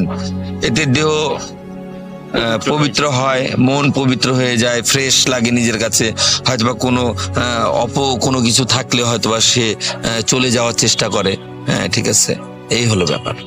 তো লিসেনার, আসলে আমরা একটা বিষয় সৌভাগ্যবান, সেটা হচ্ছে যে দীর্ঘ অনেক সময় পর মানে সত্যিকার অর্থে যাদের এক্সপেরিয়েন্স হয়েছে বা যাদের এক্সপেরিয়েন্স আছে, আমরা তো শুধু শুনি, কিন্তু সত্যিকার অর্থে এমন এক্সপেরিয়েন্সড পার্সনের কাছ থেকে আজকে আপনাদেরকে ঘটনা শোনাতে পারলাম।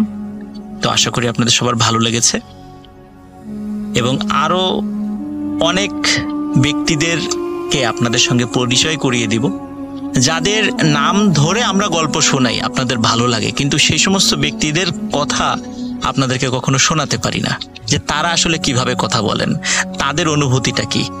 আমরা তাদের অনুভূতিটাকেই আপনাদের কাছে পৌঁছে দেই। আমাদের কথা আপনাদের ভালো লাগে, কিন্তু তাদের কথাও আপনাদেরকে শোনার দরকার, যে আসলে উনি কিভাবে কথা বলেন, উনি কোনটা দেখেছিলেন। তো লিসেনার, ভালো থাকবেন সবাই। আরেকটি স্টোরি নিয়ে আবার আপনাদের সামনে হাজির হব। আসসালামু আলাইকুম। Spirit, be here with me.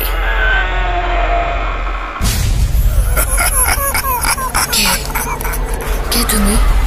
Bhoot.com. The fear returns with Russell.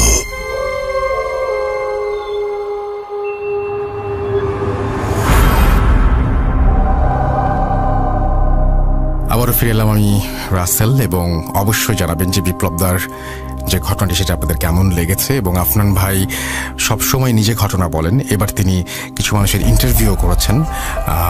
আমার মনে হয় যে বিপ্লবদার ঘটনাটি আপনাদের খারাপ লাগেনি। যাই হোক, এখন যেটা করবো সেটা হচ্ছে একটা খুব চমৎকার ঘটনা, যেটি আমার কাছে কোনো একটা কারণে ভালো লেগেছে, যে ঘটনাটির মধ্যে কেমন যেন একটা মানে অরিজিনাল একটা ইয়ে আছে আর কি। মানে উনি খুব চমৎকারভাবে বলেছেন। এখানে তার যেমন চাইল্ডহুড উঠে এসেছে, নানির সাথে তার সম্পর্ক সেটা যেমন উঠে এসেছে, অনেক কিছুই জড়িত, এবং সেই সাথে রহস্য তো আছেই। তো আমার মনে হয় সব মিলিয়ে এখন যে ঘটনাটি আমি আপনাদের শোনাবো সেটি হয়তো আপনাদের খারাপ লাগবে না। তো আমি কথা না বাড়িয়ে সরাসরি চলে যেতে চাই ঘটনায়। আশা করছি যে এই ঘটনাটি আপনাদের ভালো লাগবে এবং আপনাদের অনেক অনেক অনেক বেশি আনন্দ দেবে। তো আমরা ঘটনায় যাওয়ার আগে আরও একবার বলতে চাই যে আপনি যদি আমাকে লিখতে চান তাহলে চলে যান russell.booth.com@gmail.com এই অ্যাড্রেসে, এবং সেই সাথে আমাদের ফেসবুকে যদি কিছু লিখতে চান তাহলে ভিজিট করুন www.facebook.com/russell.স্বাধীন। আমরা আসলে চেষ্টা করি সবচেয়ে ভালো ঘটনাগুলোই আপনাদের সামনে হাজির করার, এবং আপনারা যদি ঘটনা পাঠানো বন্ধ করে দেন তাহলে ভূত.com বন্ধ হয়ে যাবে, একদম পরের দিন থেকে একদম সোজাসুজি বন্ধ হয়ে যাবে। সুতরাং আমি অনুরোধ করবো যে বেশি বেশি করে ঘটনা পাঠান। এবং যেহেতু প্যান্ডেমিক সিচুয়েশন এখনও, মানে আমি বলবো যে কোভিড চলে গেছে বা এরকম কিছু, কিন্তু আমি এইটা বলতে পারি আপনাদেরকে যে আপনারা স্বাস্থ্যবিধি মেনে এখন চাইলে স্টুডিওতে আসতে পারেন। মানে I am ready for that. If you want you can come and এখানে এসে you can share your story. তো এটা আপনারা ভেবে দেখবেন। যদি আপনারা আসতে চান ডেফিনেটলি আপনারা সেটা মেনশন করবেন একদম মেইলের ফার্স্টেই, আপনার নাম, ঠিকানা এবং ফোন নাম্বার দেওয়ার পরে আপনি বলবেন যে আমি স্টুডিওতে এসে ঘটনাটি শেয়ার করতে চাই, বা একেবারে ফার্স্টে হেডলাইনেও দিতে পারেন যে আমি স্টুডিওতে এসে ঘটনাটি শেয়ার করতে চাই। এবং যারা স্টুডিওতে শেয়ার করবেন তারা অবশ্যই ফোন নাম্বার দিতে ভুলবেন না। আপনার ফোন নাম্বারটি নিয়ে আমরা যেটা করব, আপনাকে ফোন করব এবং আমাদের অ্যাড্রেস সম্পর্কে জানাবো, কিভাবে আমাদের সাথে যোগাযোগ করতে হবে সেটাও জানাবো, যাতে আপনারা খুব সহজেই এখানে এসে পৌঁছাতে পারেন এবং ঘটনাটি আপনারা আমাদের সাথে শেয়ার করতে পারেন। কোনো কথা না বাড়িয়ে আমরা চলে যাব সেই দাদির ঘটনায়। আশা করছি যে এই ঘটনাটি আপনাদের অসম্ভব ভালো লাগবে। চলুন শুনে আসি ঘটনাটি। আসসালামু আলাইকুম রাসেল ভাই, আশা করি ভালো আছেন। Bhoot.com এর সকল শ্রোতাদের আমার শুভেচ্ছা। Booth FM এবং Bhoot.com এর শুরু থেকে আমি আসছি এখন পর্যন্ত। তো আমি সুমন, মালয়েশিয়া থেকে। আমার গ্রামের বাড়ি ব্রাউনবাড়িয়া। আজকে আমি যে ঘটনাটি বলবো, ঘটনাটি 2004 সালে ঘটে। আমার বয়স তখন 14 বছর। তো বলে রাখি, আমি নানার বাড়িতে ছোটবেলা লেখাপড়া করছি, নানার বাড়িতে ছিলাম। তো ঘটনাটা আমার নানু এবং আমি ফেসিং। আমার নানু একজন ধার্মিক লোক ছিলেন এবং সামাজিক যে কোনো কাজে মানুষের উপকারে সবসময় নিজে মানে সার্ভ করতেন।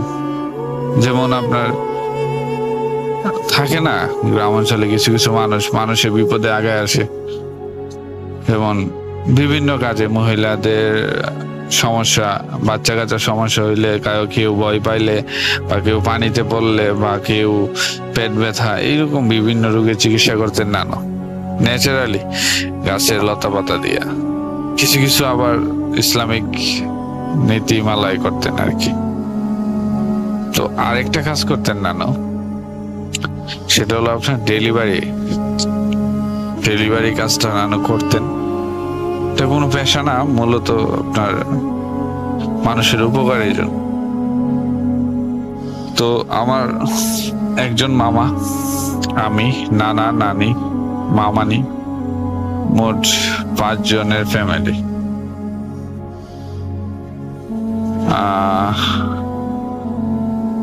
তো ঘটনাতে আমি চলে যাই। তো আমি তখন অনেক ছোট, নানুর সাথে সবসময় থাকতাম, 14 বছর বয়স, আর কত বড়। তো একদিন হুট করে রাত্রে 1টা বাজে আপনার 2 জন মহিলা নানুকে ঘরে ডাকতে আসছে হারিকেন হাতে নিয়ে। তো নানু ঘুম থেকে উঠলো, উঠে দেখে যে প্রতিবেশী পাশে বলতে কি মোটামুটি একটু দূরের 2 জন মহিলা আসছে নানুকে নিয়ে যেতে। তো নানু একটা সিস্টেম ছিল কি, রাত্রেবেলা কোনো জায়গায় গেলে আমার সাথে নিয়ে যেত। তো আমার ঘুম থেকে তুলে, তো আমি ঘুম চোখে নানুর সাথে বুঝতেও পারতেছি না যে নানু কই নিয়ে যেতেছে। তো এরকম একটা পরিস্থিতিতে আমি নানুর সাথে যাই। তো অনেক রাত্রে হারিকেন নিয়ে যাই পাশের বাড়িতে, ডেলিভারি একটা প্রবলেম। তো নানু ডেলিভারি করায়। তো রাত্রে ওই রাতেই নানু ওইখানে থাকে। তো বাড়িতে আর বলা হয় না যে আমি ওই জায়গায় থাকবো। তো সকালবেলা আমি নানু ফ্রেশ হয়ে নাস্তা করে ওই বাড়ি থেকে আবার ব্যাক করি নানার বাড়িতে। তো ব্যাক করার পরে আমার মামা খুব রাগে। মামার অনেক আগে থেকেই বাধা যে এইসব কাজ না করার জন্য, কারণ নানু বয়স্ক মানুষ আর এগুলা অনেক রিস্কি, রাত বিরাতে কোনো টাইম টেবিল নাই। সেই কারণে আমার মামা খুব নানুর সাথে রাগারাগি করে, প্রচন্ড রাগারাগি করে। আমার মামা একটু অ্যাংরি টাইপের লোক। তো রাগারাগি করে, মূলত রাগারাগি করার মধ্যে ওই রাগের মানে পরিমাণ এতই হয়ে যায় যে আমার উপরে ওই রাগটা ছাড়ে আর কি। আপনার আমাকে মারে, চর থাপড়া মারে, তুই গেলি কা, তুই না গেলে তো যাইতো না। তো যাই হোক, ওই দিন নানু রাগ করে নানু খাওয়া দাওয়া বন্ধ করে দেয় যে ছেলে এত করছে, নানুরে গালাগালি করছে। তো ওই দিন নানু কি করে, হুট করে ঘর থেকে বাইর হয়ে যায়। নানু প্রচন্ড রাগী মানুষ ছিল। তো বাইর হয়ে যায়, কাউকে বলে নাই দুপুরবেলা। তো মামা প্রাইমারি স্কুলে মাস্টার ছিলেন। তো সকালবেলা চলে গেছে। তো বিকাল 5টার পরে আসছে মামা এসে বলতেছে যে তোর নানু কই। নানু দুপুরে কই জানে গেছে, আমি তো যাই না। তো মামা খুব রাগারাগি করে আমার বলে খুঁজতে, সবাই মিলা খুঁজে, কিন্তু রিলেটিভ যাদের বাড়িতে নানু যাইতো ওদের বাড়িতে নাই। আমিও খুঁজছি, দুপুর বেলায় খুঁজছি, কিন্তু নানুকে পাই নাই। তো অ্যাকচুয়ালি মন আমারও খারাপ, প্রচন্ড খারাপ, কারণ নানুর ছাড়া এক মুহূর্ত আমার ভাল লাগতো না। তো যাই হোক, রাত হয়ে গেল, আপনার সবারই মন খারাপ যে নানু কই গেল। তখন মোবাইল ফোনটা ছিল কিছু মানুষের হাতে, কিন্তু আমার সামর্থ্য হয় না এরকম মোবাইল ফোন কিনা। মোবাইল ফোনটা রেগুলার হয়েছে 2006 আর ঘটনাটা করছে 2004। তো রাতটা খুবই কষ্টে কাটতেছে, সবাই খাওয়া দাওয়া মোটামুটি একটা কি বেতিকৃষ্ণ অবস্থা। কেউ মামারে ডাকতে গেলে মামা বলতেছে আমি খাবো না, নানারা বলতেছে আমি খাবো না। তো এরকম একটা পরিস্থিতি আর কি রাসেল ভাই। তো যাই হোক, আমি রাত্রে একটা নানুর একটা স্পেসিফিক জায়গা ছিল, ওই জায়গাটা শুধু আমি জানতাম, আর কেউ জানতো না। কারণ এই জায়গার মধ্যে নানু অনেক সময় জায়গা বসে থাকতো। তো আমি চিন্তা করলাম যে রাত্রে আমি ওই জায়গাটায় যাও, দেখবো যে নানু আছে কিনা। তো আমি জায়গাটার বিবরণ দিই আপনারে।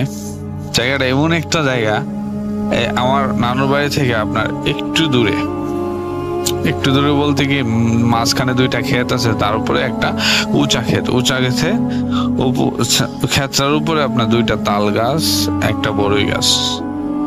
তো বেশিরভাগ সময় নানুর মন খারাপ থাকলে বা নানু ওই জায়গায় মাছও ধরতো, পাশে একটা খাল আছে, মাছ ধরতো অনেক সময়, বা ওই জায়গাটা নানুর একটা মানে কমন জায়গা ছিল। আর দিনের বেলা তো ওই জায়গায় সার্চ করছি, মানে ওই জায়গায় পাইনি। তো চিন্তা করলাম যে রাত্রেবেলা হয়তো নানু কোনো এক জায়গা থেকে আইসা ওই জায়গায় বসে থাকবো, বা আমি নানু ওই জায়গায় নিয়ে আসবো। তো কি হইলো, আমি তখন রাত 9টা কি 9:30 বা 10টা বাজে এইরকম টাইমে আমি লুকায় গেছি মোটামুটি। মামা আরেক রুমে মামি নিয়ে শুয়ে গেছে, আর নানা একলা করে বসে রয়েছে। নানা খুব চিন্তিত, কই গেল। নানা অনেকক্ষণ বিশ্রাইছে, তারপরে পায় নাই। তো আমি পিছনের দরজা দিয়ে বের হইয়া, আমার হাতে কোনো কিছু নাই, লাইট কোনো কিছু নাই, কারণ আমি বের হইলে আমার মামা আমার খুব শাসন করতো। তো এত রাত্রে বাইরে হইলে অবশ্যই আমার যাইতে দিবে না কোনো জায়গায়। তো আমি চিন্তা করলাম আমি নিজে যাবো। তো আমি আস্তে আস্তে হাঁটিয়া ওই ক্ষেত পার হইয়া, ক্ষেতে মোটামুটি একটু তখন পানি ছিল, আর খালেও মোটামুটি পানি ছিল। এই হালকা পাতলা পানি বলতে কি মানে জোয়ারের পানিগুলো আর কি, আপনার হাঁটু সমান পানি। তো আবার ওই খেতে যাইতে ওই দিক দিয়ে মানে আমার নানুর বাড়ি আরেক পাশ দিয়ে খেতে রাস্তা আছে, ওই জায়গায় যাইতে। তো আমি কি চিন্তা করলাম অ্যাঙ্গেলে চলে গেল। তো যায় আমি উপরে উঠবো, তো এমন সময় আমি মানে খেতের ডাউনে আছি আর কি, মানে উপরের দিকে উঠি নাই। এমন সময় আমি শুনতেছি আমার নানু কণ্ঠ কাউরে বলতেছে যে তোরার জন্য আমার কষ্ট লাগে, তোরা আমার কাছে আসবি না, ঠিক আছে, আমি যা ভালো আছি। আর ওই ডারে দুইটা থাপড়া দে, এটা বড় বিয়াদব। তো আমি চিন্তা করলাম নানুর কণ্ঠ, কার সাথে নানু কথা বলতেছে।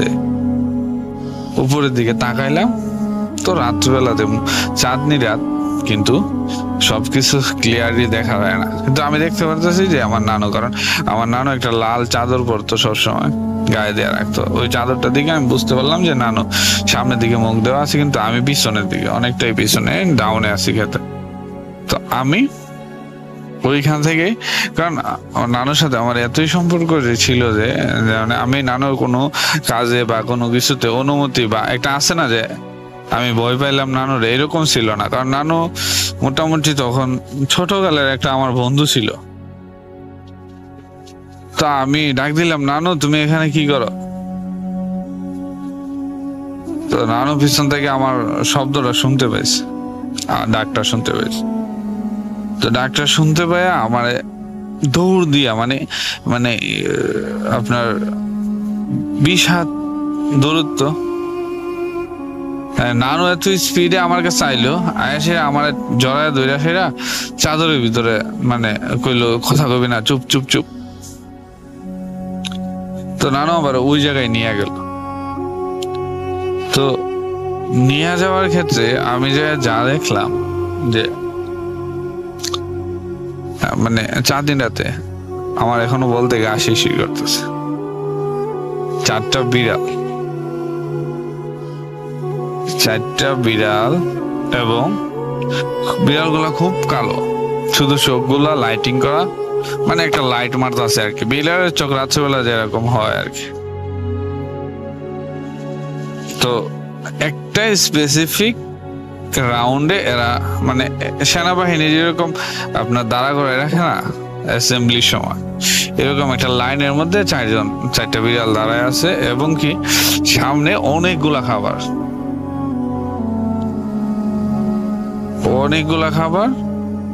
তো নানু আমার এমন ভাবে জড়ায়া ধইরা বসছে যে আমি মোটামুটি নানু কুলে বলতে গেলে একটা ঠ্যাঙের উপরে আমি বসে আছি। তো হালকা একটু শীত আছে, শীত ভাব, চাঁদনি রাত্রেবেলা। তো আমার নানু বলতেছে তুই কোনো কথা বলবি না, কানে কানে বলছে আর কি, আর ভয় পাইবি না। তো আমি দেখলাম মুহূর্তের মধ্যে 4টা বিড়াল নাই, মানে একটু চোখটা ঘুরাইতে দেখি বিড়াল গুলা আর নাই। মানে আমি একটু আবার তাকাইলাম যে এদিক দিয়ে যাইতেছে না, কোন দিক দিয়ে গেল, ছোট বয়স, বিড়ালের প্রতি খুব ইন্টারেস্টিং। তো নানু কইলো খাবি, আমি কই কি, কই যে দেখ খাবার কত খাবার, না আমি খাইছি, তুমি খাও, তুমি বাড়িতে চলো। আর বিড়ালি কই, আমি বিড়ালি ডাক দো, বিড়ালি আমি দেখাম, কালা বিড়াল আমি জীবনও দেখছি না, এমন কালা বিড়াল।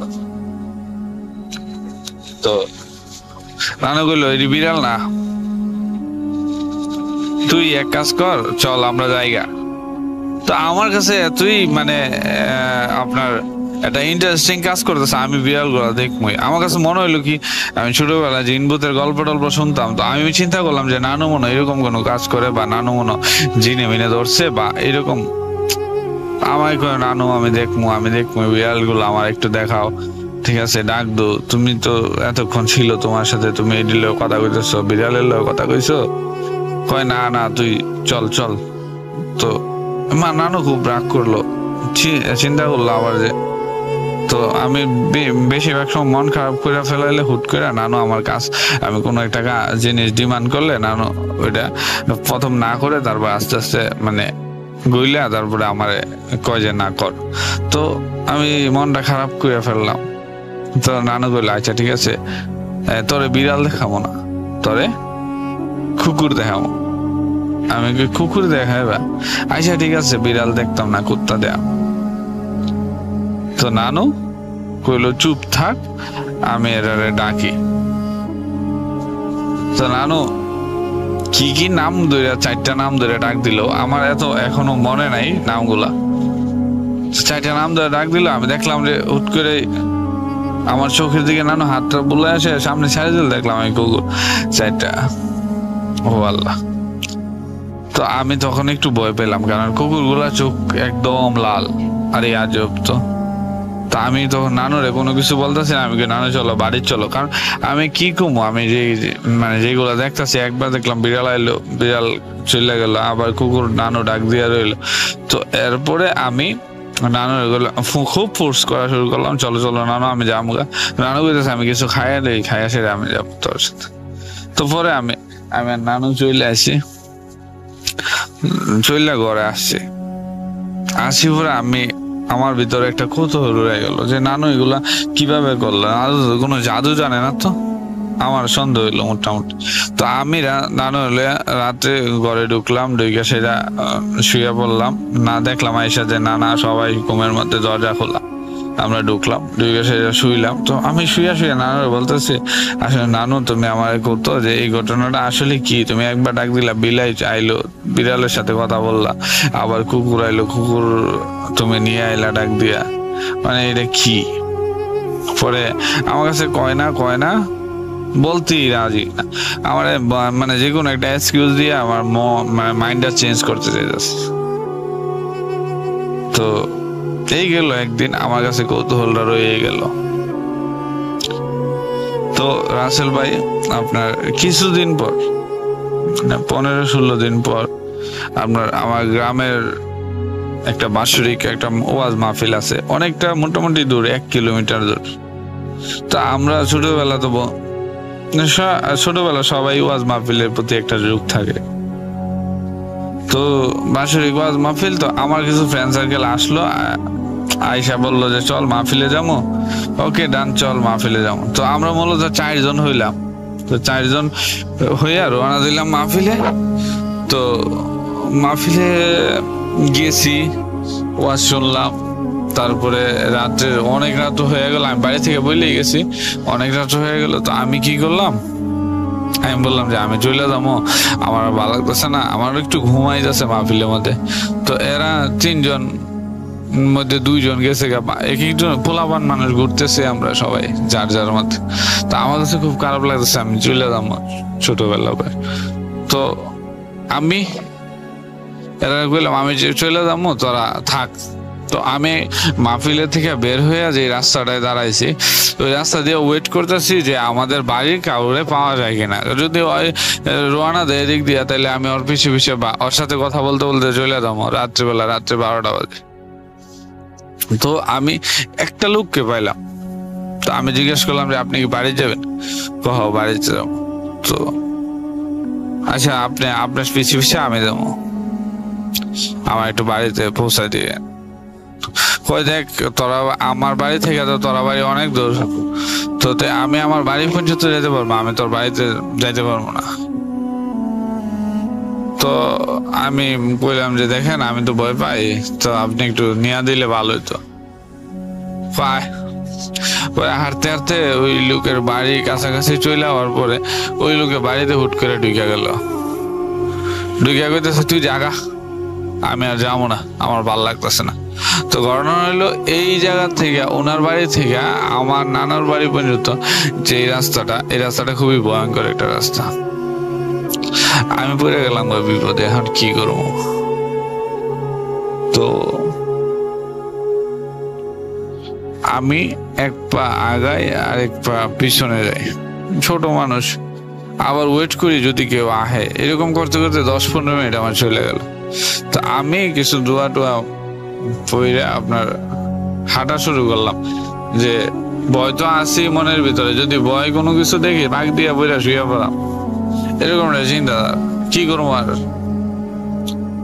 তো আমি এই একটা একটু হাইটা সামনে একটা পুকুর পরে, পুকুরের সাইড দিয়ে আমি যাবো, তারপরে একটা আপনার বাস যাওয়ার পরে তারপরে একটা তেঁতুল গাছ পরে তারপরে হইলো আমার মামার বাড়ি।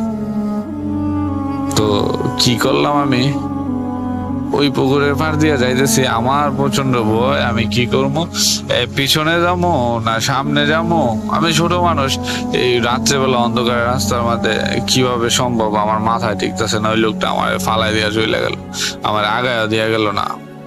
তো আমি যখনই আপনার পুকুরটা পার হয়েছি পরেই আমি একদিন পিছন দিকে তাকাই একবার, সামনের দিকে তাকাই একবার, তো হুট করে পিছন থেকে মানে আমার কাঁধের মধ্যে কেউ হাত রাখলো।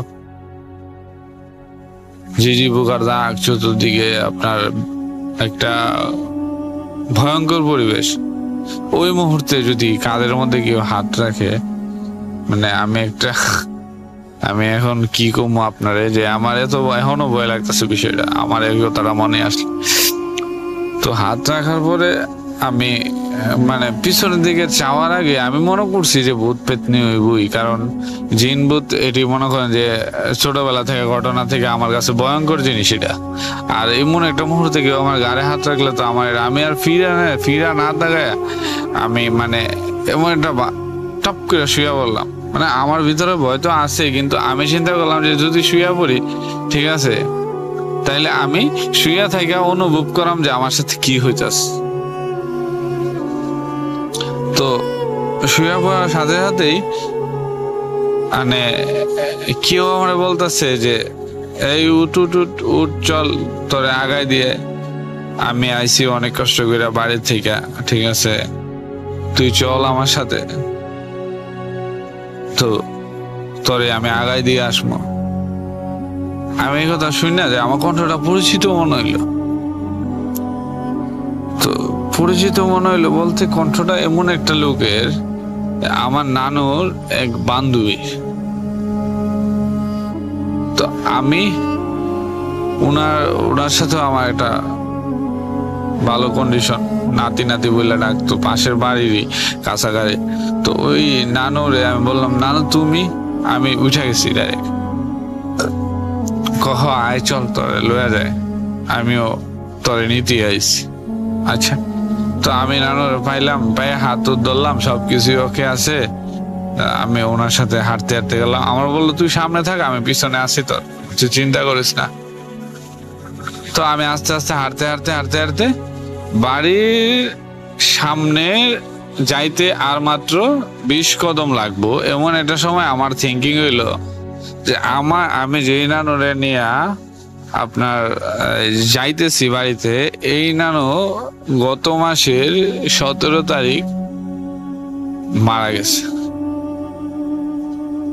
আমি ওনার কবরে মানে জানাজা টানাজা সবকিছু করলাম, খাবার দাবার করাইলাম, মানুষের জেফত হইলো, উরুস হইলো, সবকিছুই কমপ্লিটেড। কিন্তু এটা কিভাবে সম্ভব? তো আমি যখন আমার নানার বাড়ির পাশে সামনাসামনি আইসি 20 কদম দূরে, মনে হয় একটি কারেন্টে একটা বাতি মামার বাড়ির কোনায় ছিল। তো আমি এক দৌড় দিয়া বাড়ির কাছে আইসা তখন পিছনের দিকে তাকাইলাম। এর আগে তাকাই নাই, কারণ আমি আর পিছনে তাকাইতে পারবো না, কারণ আমার কাছে এটা সম্ভব না। কি আমি এটা মানে অনুভব করলাম পিছন থেকে, আমি ওই বাড়ির কোনাতে থাইকা তখন পিছনের দিকে তাকায় দেখি আসলেই তো কেউ নাই। আমি অ্যাকসেপ্ট করছি জিনিসটা, কারণ এটা স্বাভাবিক। কিন্তু আমার ভয়টা কাইটা গেছে, কারণ আমি এখন বাড়িতে এই কোনাতে আসার পরে দেখি নানু আমার পিছন দিয়ে ডাক দিছে, তুই একলা আইলি গিয়ে লেগে এই করলি গিয়ে লেগে এই করলি গিয়ে তোর লেগে আমি ওই তোর পাশের বাড়ি সে নানুরে বাড়াইছি তোরে আনার লাগা। আমিও নানুর কথায় অবাক হয়ে গেলাম। নানু তুমি কও কি, এটা কিভাবে সম্ভব? নানু তো মারা গেছে কিছুদিন আগে। আহ তুই ভয় পাইছ? না আমি কি ভয় পাইছি না, মানে ভয় তো প্রচন্ড ভয় পাইছি। পরে আমার পরের দিনে আপনার এই কিছু গাছের তাবিজ টুবিজ আমার শরীরে লাগাই দিয়া কইল যে ভয় পাইস না, এই রাত্রে ঘটনায় তুই একলা ছিলি, তো আমি তোর হেল্প করার লেগে তোর নানুর বাড়াইছি। আমার কোনোভাবে বিশ্বাস হইতেছে না যে এইসব কাজগুলা অহরহর ছোটখাটো কাজগুলা চলতোই। তো আমার এই বিস্ময় কোনো সময় নানু কাটায় নাই। নানু 2008 সালে মারা যায়। তো আমি এগুলা কারো কাছে শেয়ারও করি নাই, কারণ শেয়ার করাটা নানু আমার অনেক আগে থেকে মানা করে দিচ্ছে। তো আজকে অনেকদিন পরে মনে হইলো যে আমি ভূতে ফ্যামিলিটা শেয়ার করা দরকার। তো আমার এই ঘটনাটা যদি প্রচার হয়, আমি আরো ঘটনা আছে, অহরহর ঘটনা আমার নানুর সাথে, কারণ আমার নানুর মৃত্যুর শেষ পর্যন্ত আমি নানুর সাথে ছিলাম। অনেকগুলো ঘটনা আছে। আজকের ঘটনাটা অনেকটা লং হয়ে গেছে। পরবর্তীতে আমার ঘটনাটা প্রচার হলে আমি ইনশাল্লাহ আরো অনেকগুলো ঘটনা আপনাকে পাঠাবো। রাসেল ভাই দোয়া করবেন। আর ভূত.com লং লিভ। আশা করি ভূত.com অনেক দিন আমাদের সাথে থাকবে। আসসালামু আলাইকুম।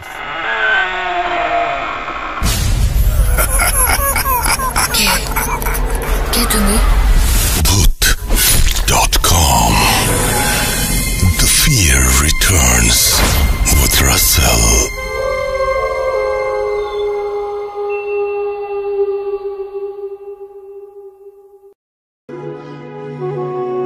আপনাদের সবাইকে অনেক অনেক ধন্যবাদ এতক্ষণ পর্যন্ত আমাদের সাথে থাকার জন্য। অনেক অনেক শুভকামনা রইল। সব সময় এই ইউটিউব চ্যানেলটি সম্পর্কে আপডেট পেতে আমাদের ইউটিউব চ্যানেলটিকে সাবস্ক্রাইব করুন।